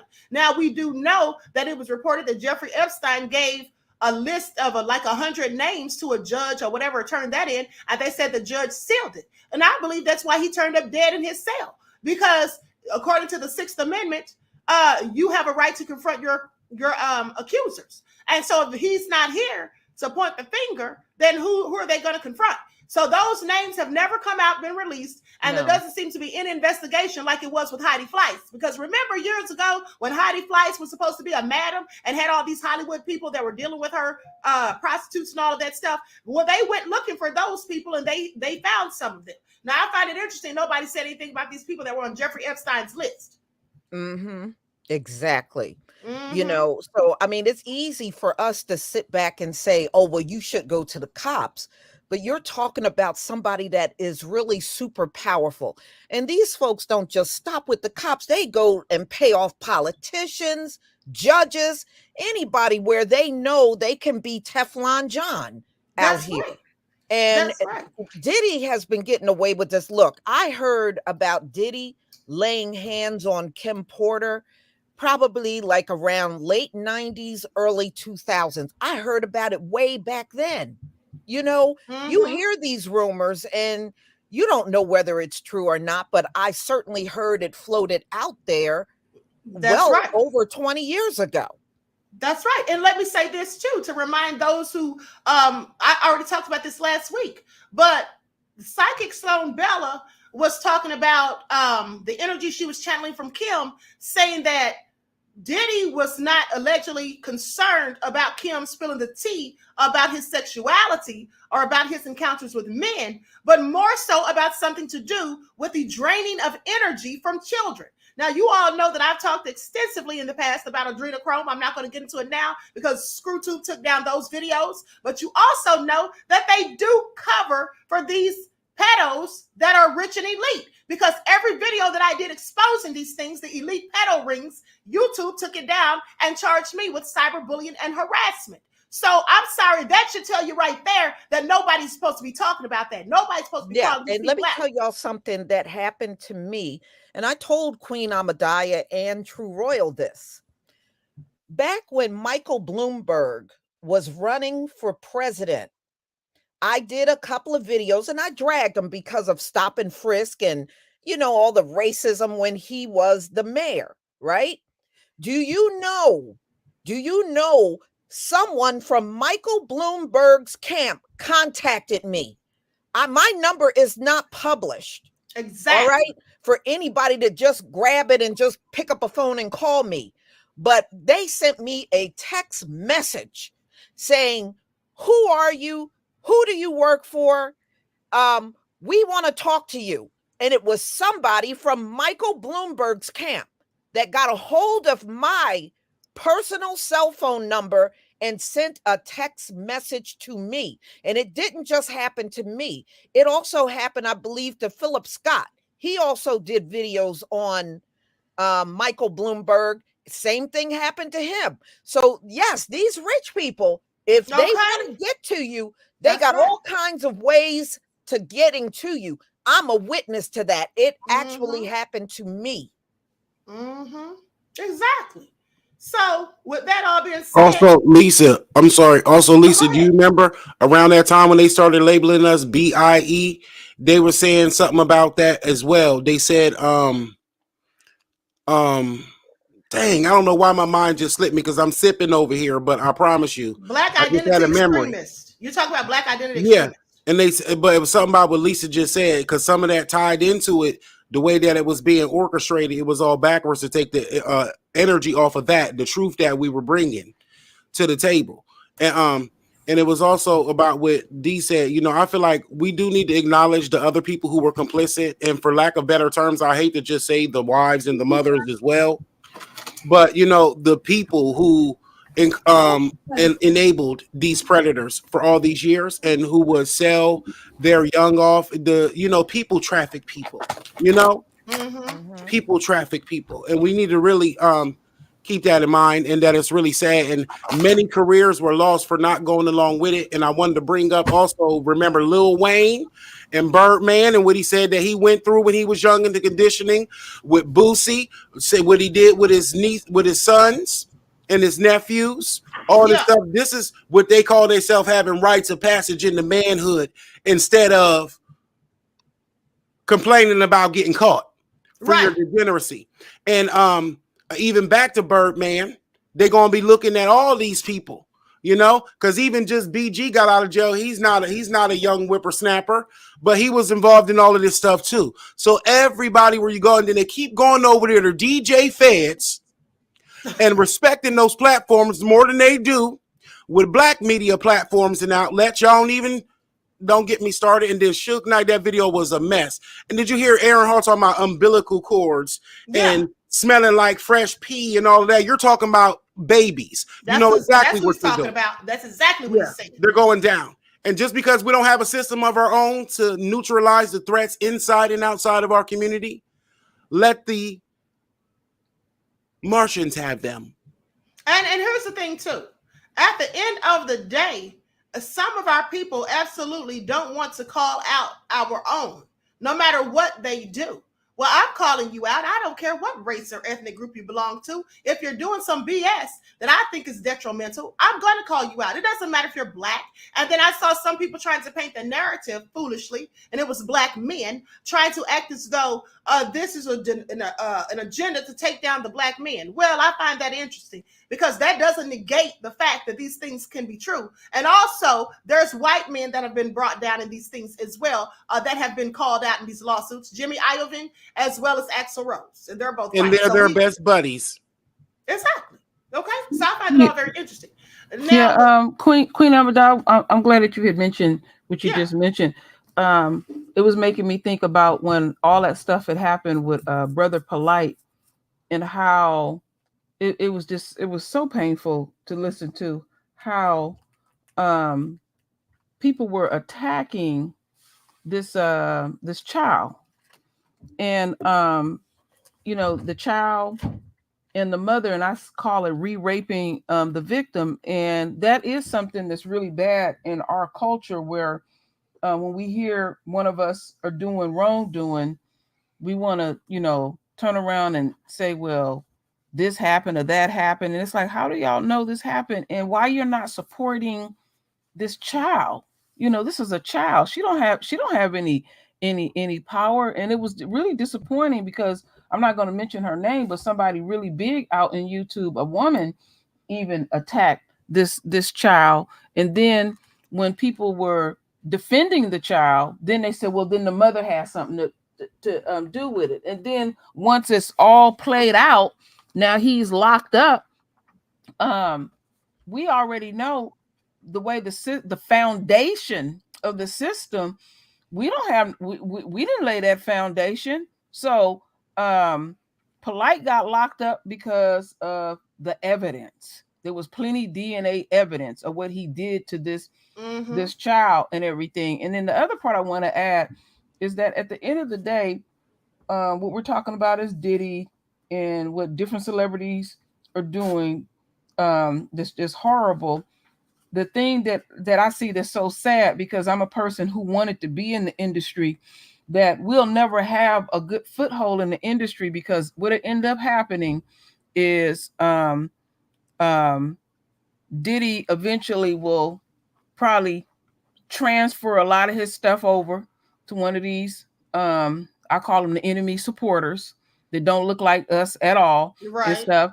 And we don't have a foundation in the industry. We're being pimped out and used. And then they select a few that look like you and I, that give you the illusion to think that they really have control of the industry, but they don't have control of the industry at all. It was just like R. Kelly. It was when he was putting out hits for everybody, they knew what he was out there was what he was doing, and they got what they got from him.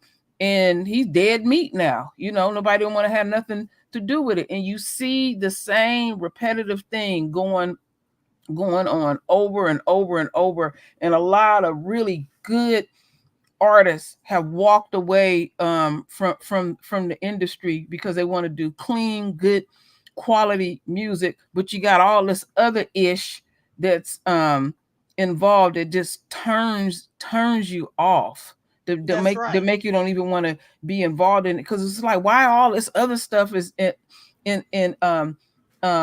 involved in all of this stuff like this. They exploit people and on so many different levels. And then, like I said, at the end of the day, the enemy is going to take control of everything, because they laid the foundation, and some few thought that they had some type of control, looking at the numbers in their bank account and all that, and they're gonna find out real quick they didn't have no control of nothing. They will sell your tail out so quick it's not even funny.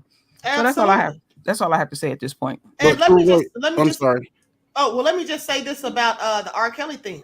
At the end of the day, they didn't say anything about R. Kelly, in my opinion. I find it interesting that they didn't say, and I've said this before, they didn't really go in on R. Kelly until Harvey Weinstein was being brought down. And I think that they purposely did that for an agenda to make a black male the face of this type of debauchery. Because at the end of the day, people had known for decades what R. Kelly was doing. And that video came out back in 94, 95, somewhere around there. That video with him, that whole thing with the 14-year-old girl. So we already know about that. And my thing is, nothing happened to him back then, really, significantly. And then now all of a sudden they want to talk about surviving R. Kelly. Well, that's only because Harvey Weinstein was being exposed, as far as I'm concerned. And another thing is, some of these men want to sit here and act like these women, were complicit in it and all of that stuff. Well, they may have been. But let's not forget that in Hollywood, in the music industry, there's something called the casting couch. Like I told you all the other day, there's something called the casting couch. But what's interesting to me is that years ago, I used to hear them say things about women like, oh, she slept her way to the top. But what they didn't talk about was those men that used these women for those things and held it over their heads in order to get them, to threaten their careers. Okay? So they don't talk about that, but they want to blame it all on the women. And also another thing of importance is this. When some people are saying, why are they just now coming forward? Some of these people were intimidated. They were frightened. And also, They may feel like after one person comes out, well, maybe there's strength in numbers and they want to come out. But let's not forget the culture that we had in the 80s, in the early 90s. There was a culture of the police even asking women, well, what were you wearing? What were you doing? Well, why were you in that room with all those men? What did you expect? There was a whole lot of that going on. Let's not forget, if you all remember that story about the woman, they made a movie about her with Jodie Foster playing her called The Accused. You all remember that? They blamed that woman who was gang raped. I'm not going to say the R word, but that she was gang raped. They blamed that woman for how she was scantily clad and the fact that she was in that bar consuming a large amounts of alcohol. They blamed her for that, not the men who did it to her. Maybe that's why some of these women don't come forward when they could have. And also, there's also the thing that continues today with victim blaming, like a lot of people going in on Cassie. Nobody's considering the fact that Cassie was only 19 years old when Diddy got with her, and that Diddy was in his 30s. They don't consider that grooming. They don't think that him holding her career over her head and telling her, okay, as has been reported, Queen, by numerous I of just people. want to say one thing. Cassie was actually 15 when when she started working for Diddy. She didn't come in as a singer. She came in as a model for Sean John. Wow, I didn't know that. That's where she started in that circle with Diddy. She was a model for Sean John. I did not know that. So thank you for that. Old. That's even worse. But guess what? That goes back to what I said about Aaron Hall messing with Gloria Velez when she was 16 and he was 30. And he's naming Diddy and others as being in the rooms with him when he's doing these things. So birds of a feather flock together. Because like I said earlier, only people who engage in predatory behavior themselves would be condoning, complicit, and willing to be present when predatory behavior was going on, as far as I'm concerned. So at the end of the day, I believe everything that's been said about Diddy and then some. Thank you, Lisa, for that information. Can I say one quick thing too, Queen? Sure. Because I wanted to say, and that Lisa, you got the T on that, okay? And those are the details that people are not thinking about. So thank you for bringing those to light in with the Lauren London sister situation, Capricorn. Mm-hmm. Now, True Royal Queen, let me tell you, I want to second that notion and say a moment of silence for all the amazing real Black talent that could have really been raising the vibration of our community onward and upward to enlightenment all of this time, and for the boulevard of broken dreams. You know how many amazing Black voices was silenced, amazing Black talent was discouraged because they was too real for the industry. You know, that's right. That's a real spirit of the people, you know? And so I just wanted to throw that out there because I had that same situation. Some people know me, and even when they took down my channel, I didn't care because I got to say what I wanted to say, but I was mad because some of my memories was lost. You know what I'm saying? Of my career that happened but never really happened because I didn't allow it. Yeah, and it's like being self-sabotaging, but you got to have that attitude to be ready to either do it or not. And even sometimes I look at it and I'm sad. Like when I see some of the old videos of like the original talent singing across the train tracks, knowing that it started off of our pain, knowing that it started off of menstrual strolls, and this is the industry that we're talking about, acting like the race and the instance of it and the dominant masculinity isn't misplaced. We're not gonna act like it's not. You know, we got videos, like I said, young babies celebrating parties, 4, 5, 6, 7, 8-year-old little boys with guns and toys and rapping to all that stuff with their fathers right there in the picture. Exactly. I've shown. So we're not gonna sit here and act like, we're not gonna sit here and act like we don't know what's going on right here. And there is a lot of people who could have been the voice, and some people they wind up doing other stuff. I know I turned into the news. Well, at the end of the day, into the news. I was going to say that. I turned into the news too, because I've told you all before. I had a chance to be in the music industry. I've always rapped. And at the end of the day, I was discouraged from doing so as well because I know what goes on. And let's not forget that I told you all that someone who went to college with me later came to me and asked me if I wanted to go into Freemasonry because they're a Mason. They said they could bring me in as an Eastern Star. And I told them no, because you all worship the devil. And they looked at me like I was crazy and said, well, not all of us. I said, well, one of you is too much as far as I'm concerned. That's because right. I know what goes along with it. I know what goes along with it. And also they told me, for those of you who missed that broadcast, they told me that, you know, I was so intellectual and such a very good speaker and all of that, that I could be very powerful Okay. And so when they're telling some people that, absolutely people will want that. Okay. And some people will take that. I don't want to be engaged in debauchery and Satanism and demonic things and all that, worshiping Baal and Baphomet and all that crazy stuff. I wanted to add something. They have I think it's either a 3 or 4-part series on Netflix about women in the rap industry, and I've watched it a few times. It's really good. It is a really good one. That. Yeah, that because it starts, like at the beginning.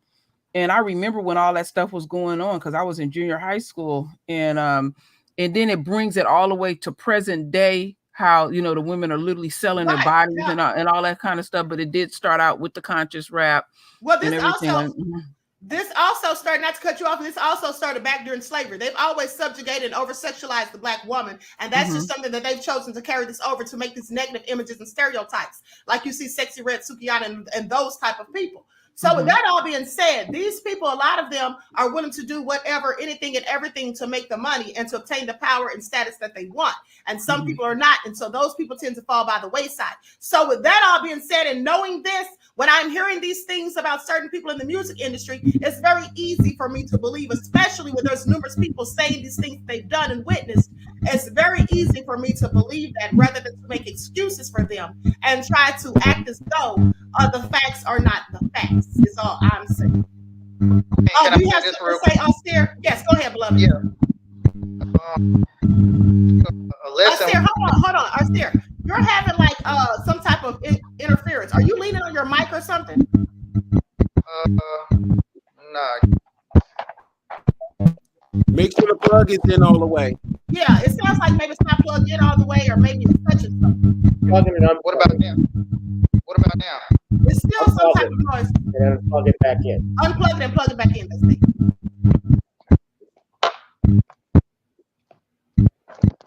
Might be some static buildup in it.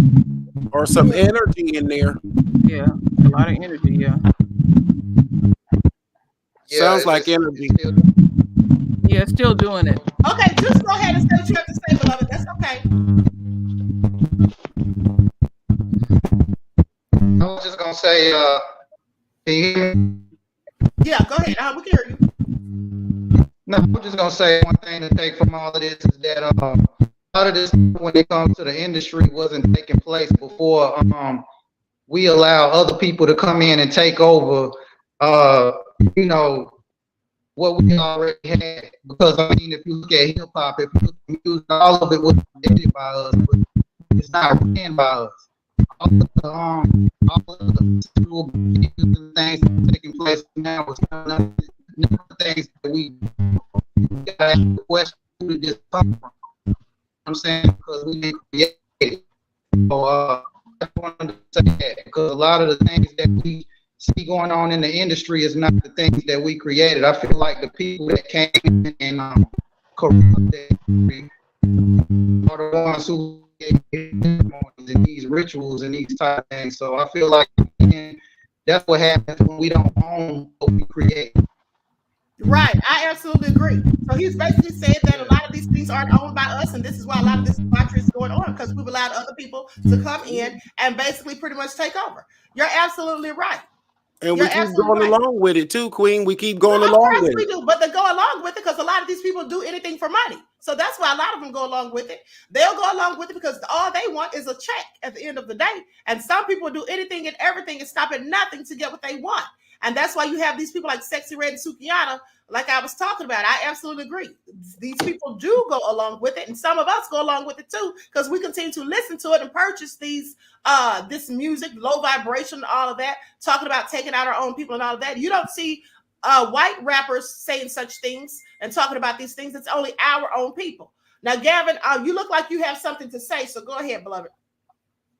Oh, I don't have too much to say about it. I was just listening in. Okay, anyone else have something? Well, your legal perspective really does matter. We really do appreciate your legal perspective. A lot of us are coming from different places of passion. We don't want you to think that we don't appreciate your legal perspective. Oh, well, I thank you for that. Yeah, absolutely. Yeah, I gave my perspective on it. Yeah, and I've heard what everyone else has said. And like, let me just say this, and I'll say again, It's very important. I understand there's a passion behind it. I understand that people are sensitive about stuff like this, but we also cannot, and I'll just add this, tolerate lynch mobs as well.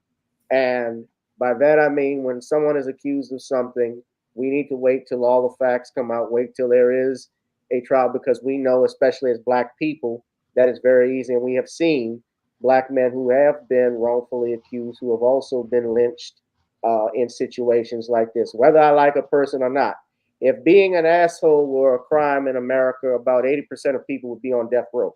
Probably 90. But here's my question, Gavin, though.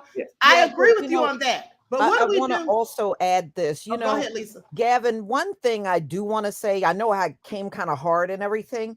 You know, you didn't set up the system and you're not responsible for how dysfunctional it has been. You know, you can only do your part as a lawyer, you know, and it seems like I can understand why you feel the way that you do, because you're not a corrupt lawyer. You try to do everything right. And that being said, I can understand where you stand, you know, but I think from us, it's just frustrating because we have seen ourselves be mistreated and abused through the system. So it's just kind of difficult sometimes to listen to things like, well, we got to let due process happen. And we see it happen and our people still get screwed over. It gets difficult. Right, but that's all I have to commend you. I think you are a good lawyer. Well, I appreciate it. Thank you. But you know, that's all we can go on. We can't take, you know, when we see something that we think is wrong and so forth, we can't take the law in our own hands and go out and do it, because then we all are subject to the law. We all have social security numbers. Guess what? You're subject to the laws of the state that you live in as in the United States. So I may not you don't have to like someone personally. Like I may not like like I said, I don't like R. Kelly necessarily personally, but do I think he should have been charged under the RICO Act like Al Capone? Well, not even Al Capone, but like John Gotti? No. I don't think he should have been charged under that either. Right, and that's why in part I said there's an appealable issue, because if there are things that are done, see, the laws are there to protect us. You know, we have Bill of Rights, and I understand what you say about the Constitution, but we fought hard, especially in the civil rights movement, to be included and have that Constitution apply to us. And like Thurgood Marshall, like Charles Houston, and attorneys, and even the late Johnny Cochran would do, we would fight our damnedest to make sure that you're going to actually apply that to us. So when you have something like that where a government does something and steps out of bounds, like what they did, we've mentioned Dr. Cosby and so forth, then we're going to call them on it. Yeah, absolutely. But here's the thing, though, Gavin. Here's what I want to ask you, though. But we're not talking about them. We're talking about Diddy. And here's the thing. My question to you is: we know how court is, and you present evidence. There's discovering all of that. But if the person doesn't go to court, then what are we supposed to do? If the person doesn't go to trial and they settle like Diddy has done, all we are left with is to judge them in the court of public opinion. Wouldn't you say? Your court of public opinion, though, is not what determines, isn't what we go from the law. Yeah, you can have we know that, but if he didn't go to trial, if he didn't go to trial, though, we're not talking about a trial. What I'm trying to say to you is this. Maybe I'm not expressing it accurately. So let me say this. Let me put it this way. If Diddy had gone to trial, we would get a chance to see his evidence versus Cassie's evidence and whoever else is accusing him, versus the evidence from the witnesses' testimonies during and before cross-examination. Now, since we don't have any of that, we're not privy to it, nor shall we ever be, because he's already settled it. So with that all being said, my whole thing is, the only thing that I have to go by is what is being said, to draw my own conclusion, to give my own opinion. Now, we can't say that Diddy did these things 100%, but we can give our opinions. That's all we have, because Diddy didn't take it to court. In court, there would have been the evidence shown, and everyone could judge from that. In court, if he'd gone to trial, I wouldn't have to use my feelings. I wouldn't have to use my opinions, because I don't care about opinions, because everybody has one. What I care about are facts and proof and evidence and receipts. That's what I care about. But since we don't have that, because he chose to not go to court, then what do you say that we should do? Because that's what this is all about. And it's not over either. It's not over for Diddy either. Because can he pay everybody off? Can he pay everybody off who he may have harmed? Whether if he may or may harm, if with the lawsuits, yes, because there are 2 other lawsuits that have been filed under the Adult Survivors Act, but there are no criminal, as of right now, charges against him. So all you would be doing is like with O.J. Simpson. I was found not guilty, but I can be found if it goes to a civil trial, civilly liable for, he was found for wrongful deaths of Ron and Nicole, and that's a whole nother story. So that's a civil matter. A criminal matter, he is still, your presumption of innocence still stands. It doesn't matter what my opinions are. Yeah, I can have an opinion. I can think Diddy is, excuse my French, let's say he's opinions, hearsay, none of that matters. And let's say he did. I don't, but the bottom line is that it hasn't been proven yet in a criminal court. Okay, so then again, I'm asking you again, Gavin, since Diddy didn't go to trial, and so we're not privy to evidence being presented on both parties, so people are just going by what they see. Do you understand what I'm saying? Yeah, I gave my answer to you. I said you can go by what you think of a person and what you think. If you think and believe that he did all of this stuff and you can have your opinion, yeah, you can have that. But I also, that is not how I operate necessarily, because I have witnessed and seen people who have been accused of something, and even we've all seen it. I've done numerous stories on it. Yeah, well, I'm talking in general. Even with a crime like a child molestation or so forth, there have been instances where a person has been exonerated. So I wait and see what the facts on what's alleged. I can tell you, even when you file the lawsuit, based off what I read in the lawsuit, according to what they're saying, they all said that Diddy met Cassie when she was, according to what the lawyer said, when she was 19. But that in and of itself, and that being said, under this, and I'm looking especially at the law and the Adult Survivors Act, I'm cautioned and worried about those that don't have the monies, like a P. Diddy, like a Cuba Gooding Jr., or even a Bill Cosby and those guys, because if you get hit up with something like this, like I said again, and it's 30 years ago or 40 years ago, how as a lawyer can I defend that? Especially in the era of Me Too, where we say trust and believe women. We forget, we can't forget, if we're going to go by that standard, remember what happened 50, 60 years ago to Emmett Till. That was a trust and believe a woman, and she was able to walk away with that. So I just caution it. Yeah, we know how that all ended. That was a corrupt trial. It was an all-white jury and all of that, and they lied and all of that. We know how that all ended. She lived a long life. That's a corrupt and racist system. Yeah, absolutely. But you got to also look at where that slogan comes from. That comes from white women. That believe all women. That sounds ridiculous. Why would you believe all women unless they have proof and facts? And some things, Lisa, like in the case of Axl Rose, this happened in 1989. Now, Axl Rose was a big-time rock star with Guns N' Roses. I'm quite sure he probably doesn't even remember some of those groupies that he slept with. And many people from back then may not. So my whole thing is, I don't agree with all of these things that they're doing in the law, how they've changed the laws. And when we get, when they see it not going their way, then they change the goalposts, they change the laws and all of that. I don't agree with any of that. At the end of the day, it's all negative and it's a whole load of BS as far as I'm concerned. But here's the thing. This is why I said, and I know that people do settle out of court for various reasons because their attorneys would tell them to or whatever. But at the end of the day, you get to decide and choose. Your attorney can only suggest. They can't make you, because at the end of the day, the attorney works for you. You don't work for them. So if you are so concerned about proving your guilt or innocence, to me, it would behoove you to go to trial so that all of the evidence can be presented and so that you can clear your name. Otherwise, this is what you get as far as Diddy's concerned. That's all I'm saying. And can I just point out, because I know Dom wants to say something too, but people don't really come out and give this fair trial and this fair justice and this due process when it's really deserved. Because like even bringing up Carolyn Bryant, she lived a long life without any real repercussions other than the court of public opinion and was still sheltered from that to a degree. And so, But like, you know, when it comes to the people speaking out and giving fair, and it doesn't really come up when it's needed. People seem to only bust out the woodworks when it's some BS.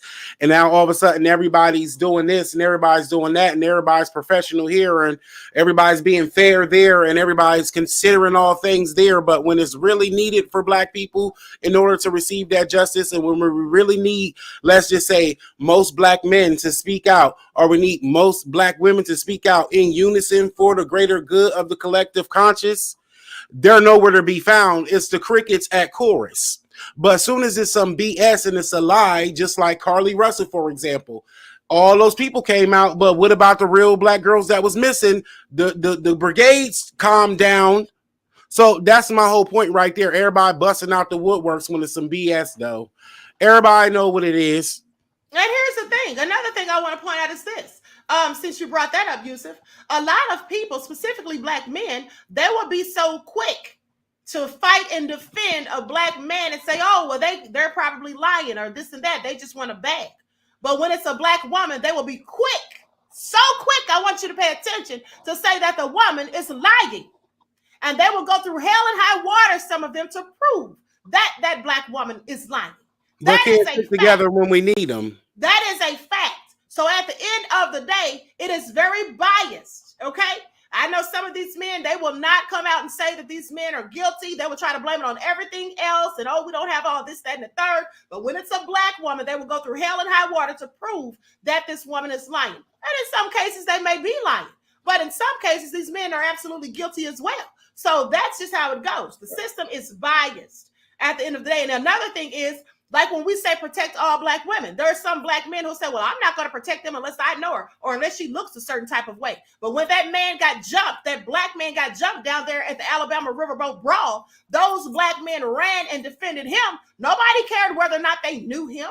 But they got to say, oh, I got to know if I know that woman. Then we saw the Black woman who was jumped on by that Black man in the restaurant or at that spot or whatever a few months ago, and then her 14-year-old son had to go out to the car and get a gun and come back and defend his mother. There was grown Black men standing right there and didn't do a darn thing. Let's not forget the Black woman who was in Dallas when the white man beat her, pistol whipped her, and all of that, and you heard men in the background saying, leave her alone, that's a female, and they recorded with their phones, but nobody did anything. But they don't have that same energy when it's a Black man, because they will absolutely jump in and throw hands.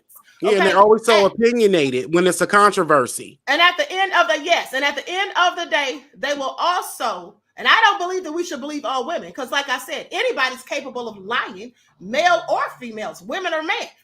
So with that all being said, we should absolutely go by the evidence once the evidence is presented.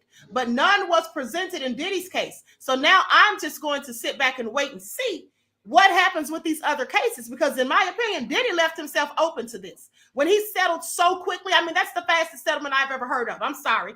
He settled in less than 24 hours after the accusations. Now, one can say whatever they want to say, that lawyers tell you to settle and all of that, but did he have to settle so quickly? I think that was a big mistake. Even if he was going to settle, why would you settle so quickly? At the end of the day, he left the door open for other people to come out. And I told you all that when he settled. Did I not tell you all? I said there's going to be more people coming out of the woodwork now that he settled this so quickly. That's what I told you all. Okay? So that's one of the things to keep in mind. I wanted to add something real quick.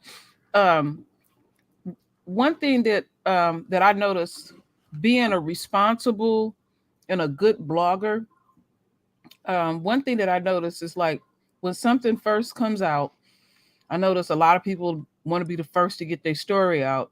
Mm-hmm. And you got to give it time to develop. I'm not necessarily saying it's going to be true or not, but some of us jump to the gun so quick, mm-hmm. and we get caught up in our emotions so quick and stuff. And you got to give it time to develop, because I get a lot of emails where people are angry because they wanted me to put something out. And I'm just like researching and just giving it some time, giving it some time. And I often say this on my channel: wherever the story lands is going to land where it's going to land. And it may not land in the favor that I want it to land or you want it to land, but I'm going to try to put out as much truth as possible. And I understand, the cultural thing that we have to deal with and all of that. but you really got to give things time and stuff, and don't be so quick to just jump to this stuff. But the one thing that I have seen, like I said in the beginning of this, is that our folks really need to be careful about jumping up, defending people you don't even know. I mean, you going for bat, you ready to fight for them, and what are you getting out of this? What are you really getting out of this? How do you really know? Like I said, I don't ever want to be the person that re-raped the victim or anything like that. The R word, True Royal. Mm-hmm. Oh, excuse me. Okay, the R word. Excuse me for that. Mm-hmm. I don't want to, R word that person over and over again, right? And stuff like that. So we really, what it makes it looks like in our community is that we just full of emotions, and I understand that because I done got in my emotions too. But as I've been on here like about 8 years now, and I just sit back and I just watch things develop and stuff. And sometimes I said, I don't even know if it's true or not. I'm gonna put it out to the best of my ability and see how it's gonna be. But one thing we really need to get out of is just I didn't see people have knockdown dragouts over celebrities and stuff, and I'm like, what are y'all getting out of this stuff? You ain't getting nothing out of this. These people make you look like a complete fool, or like with the sister that got shot in the foot. Homeboy deliberately put his minions out there, and he locked himself up. He just could not contain himself, tampering with evidence and all that kind. Yeah, Tory Lane. Yeah, he could not control himself and everything. And it's just and then people are like, she made this up and all that kind of stuff. And it's just awful. Yeah, it's ridiculous. I mean, she literally was shot in the foot. And here's the thing: pay attention, because True Royal, with that same situation with Megan Thee Stallion, people were so foolishly saying it was mostly black men. Again, they're so quick to try to dismiss the woman and to cape for the man when they weren't even there. But so if you're not there, please go by the evidence. Now they said, oh, well, she lied in the beginning. She lied and said that she stepped on glass. Well, she already told us why she lied. Because there were black people in a car with a weapon and the police pulled up. We know how that goes left. So even though she was shot in the foot, she didn't want to admit that there was a gun in the car. So that's why she said she stepped on glass. And then when she went to the hospital and they examined her, that's when the doctor said that it was bullet fragments. And she was still in denial. Yeah. Even when the doctor got on her and said, hey, you've been shot. So she had no glass. And that further lets you know she was still in protective mode, and she was still drugged through the mud. And I was really disgusted how she was drugged through the mud and everything. And I was thinking, how would you feel if that was one of your family members, female family members, that got shot in the foot, And then looking at his behavior and the things that he did. And everything, and the most disgusting thing to me about that was this dude brought his child to court. He using him as a human shield. I said, this dude is weak. I mean, it just the stuff, his antics and everything, it was obvious what he was doing, and it didn't work. And we again, black, yes. Did you check out his father? Yes, I did. His father's a hot mess. He out there screaming and hollering and everything, and still at the end of the day, a black woman do not have power over this system. He locked his own tail up at the end of the day. If Meg would have died and that bullet would have hit her in her artery and she would have been another black femicide victim, would the people care? Probably not, because they don't even care about black femicide, but they're so invested in frivolous things. Not that this is frivolous, but things less frivolous than this. Yeah. It's interesting. Dominique is boiling. Can y'all let him speak? Okay, Dominique, go ahead, beloved. I'm sorry. Go ahead. Like I'm a tea kettle.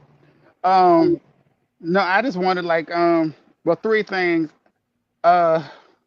Doubling back to what I said about mine earlier, it came back to my remembrance exactly what she said. She didn't say there weren't I wasn't willing to do certain specific use the words, and I believe words are important, but she specifically said, I'm not willing, certain things are not worth your soul. in order to advance in this industry. And it brought to my memory that verse, you know, what profited a man to gain the whole world to lose his soul. But she specifically said, I'm not willing to do certain things and jeopardize my soul.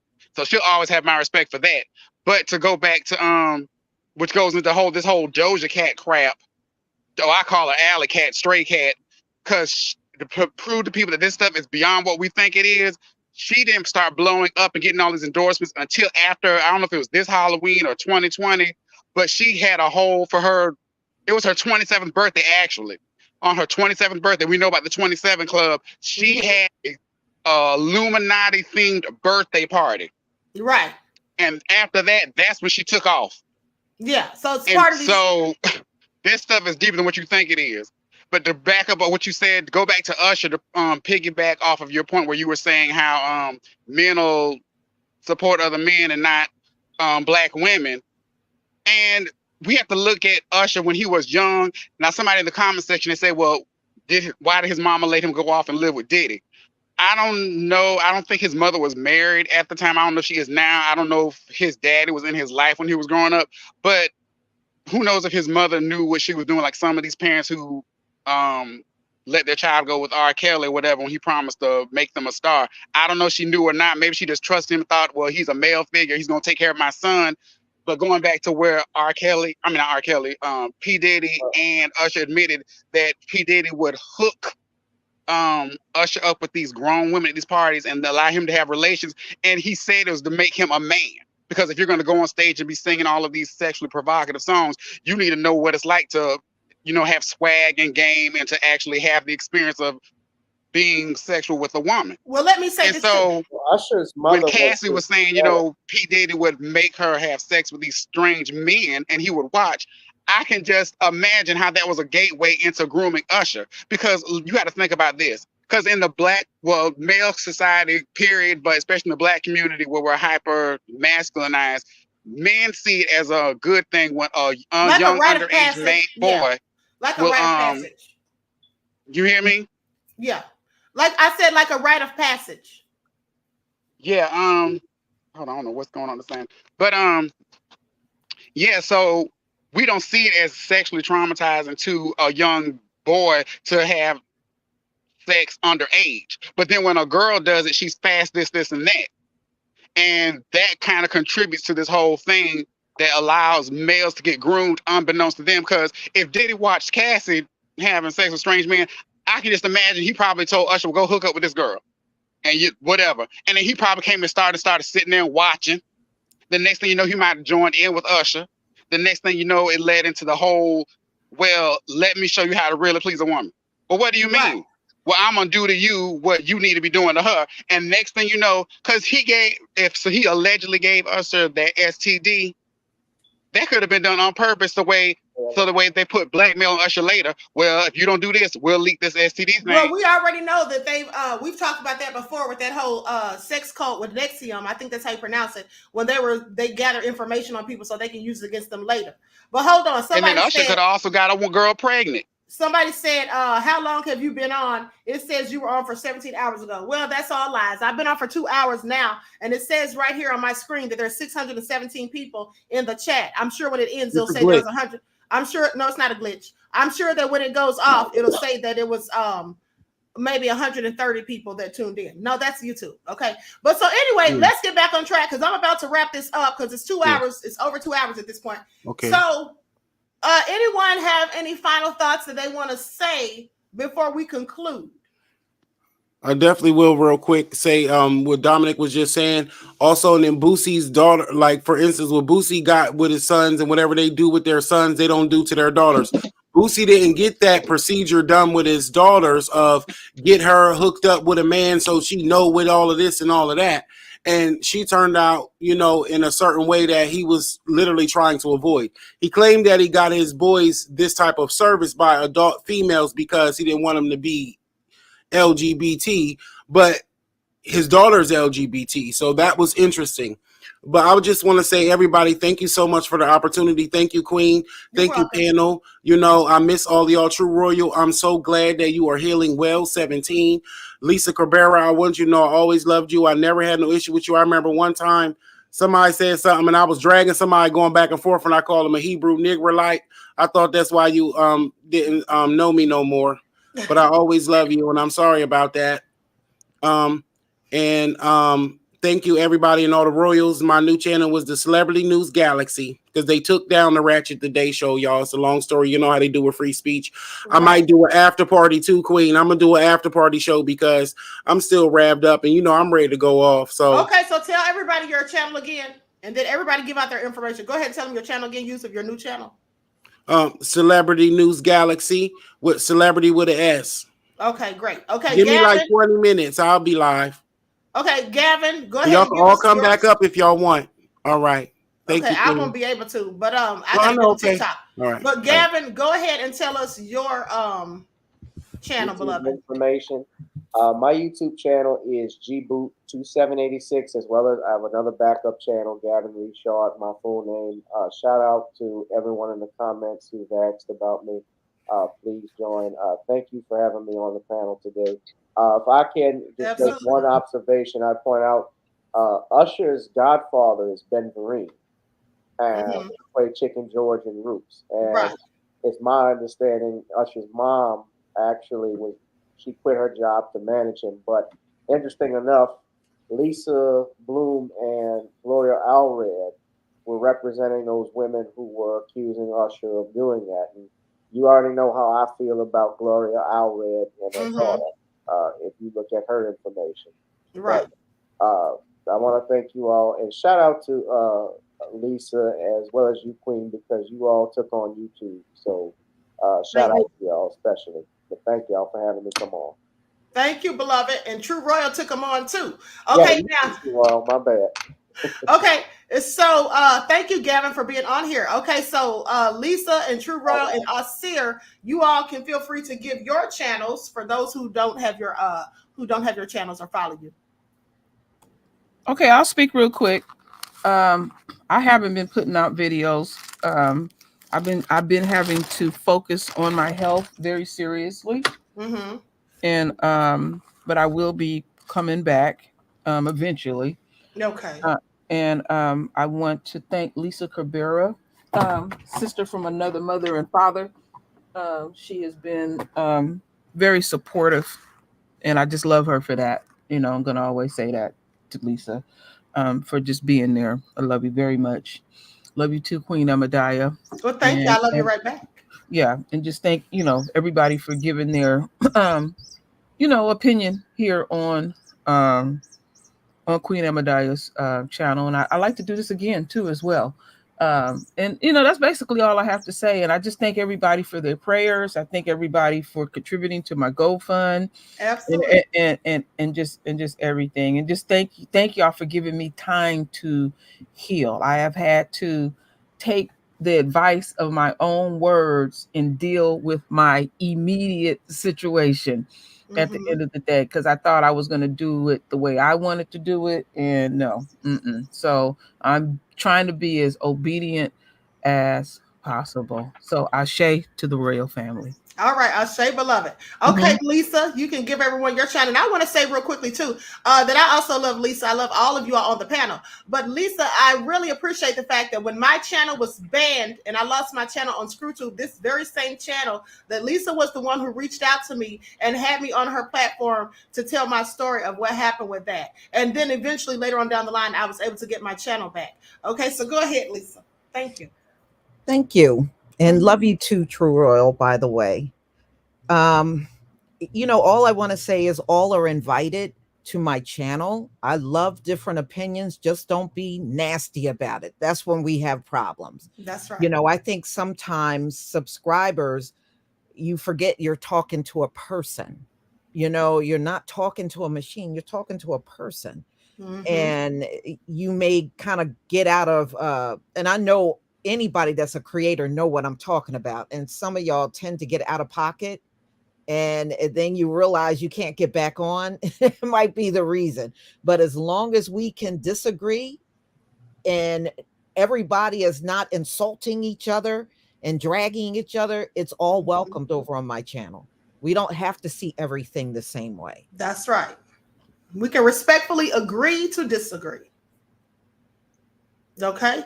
God Ausere, you can give everyone your YouTube information. Yeah, I'm not sure if my mic is still giving feedback in it. It's fine. It's a little bit, but go ahead. It's fine. We can hear you. Okay, cool. So yeah, so my YouTube channel is at the House of Ancestors 7361, and I basically deal with a lot of spiritual concepts, metaphysical things, and help people discover things that's going on right now as far as the energy here on this planet, the shifts that we're going through. So if you want to catch that, you can go to YouTube and go to the House of Ancestors 7361. And also I have my radio show on WDRB Media called Art of the Ancestors Radio, and that's every Wednesday at 11 p.m. Eastern. And you can catch that by going to WDRBmedia.com. All right, great, thank you. And I've been on his radio show twice, and I've also had him on my spiritual channel as a guest on there. Okay, so now Dominique doesn't have a YouTube channel. I keep trying to tell Dominique to get one, but of course some people are stubborn.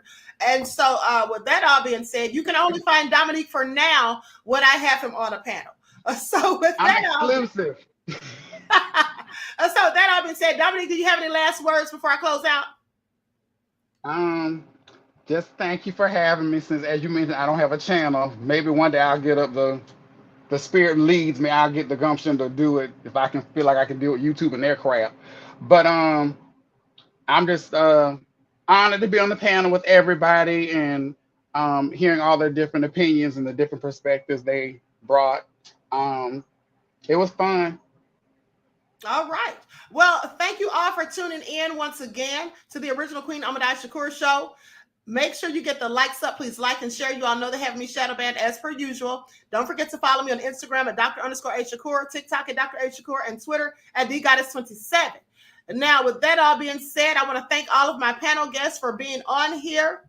And until next time, beloveds, each one teach one. That's how we grow and thrive. Do something productive, constructive, but never destructive. And always remember to keep the Most High first in your lives. Let me say one more thing, too, that I forgot to add. Gavin was very unbiased. That's the attorney in him. He was very unbiased. I'm not going to say that I was, because clearly I was. I don't like Diddy, and I'm going to give him the business and smoke every time I get a chance at the end of the day. But with that all being said, had he gone to trial and been before the court and presented evidence to debunk the things that were said, I may have had a different view. But sadly, he chose to settle. With that all being said, everyone enjoy the rest of this day. And until next time, beloveds, I will talk to you all again soon.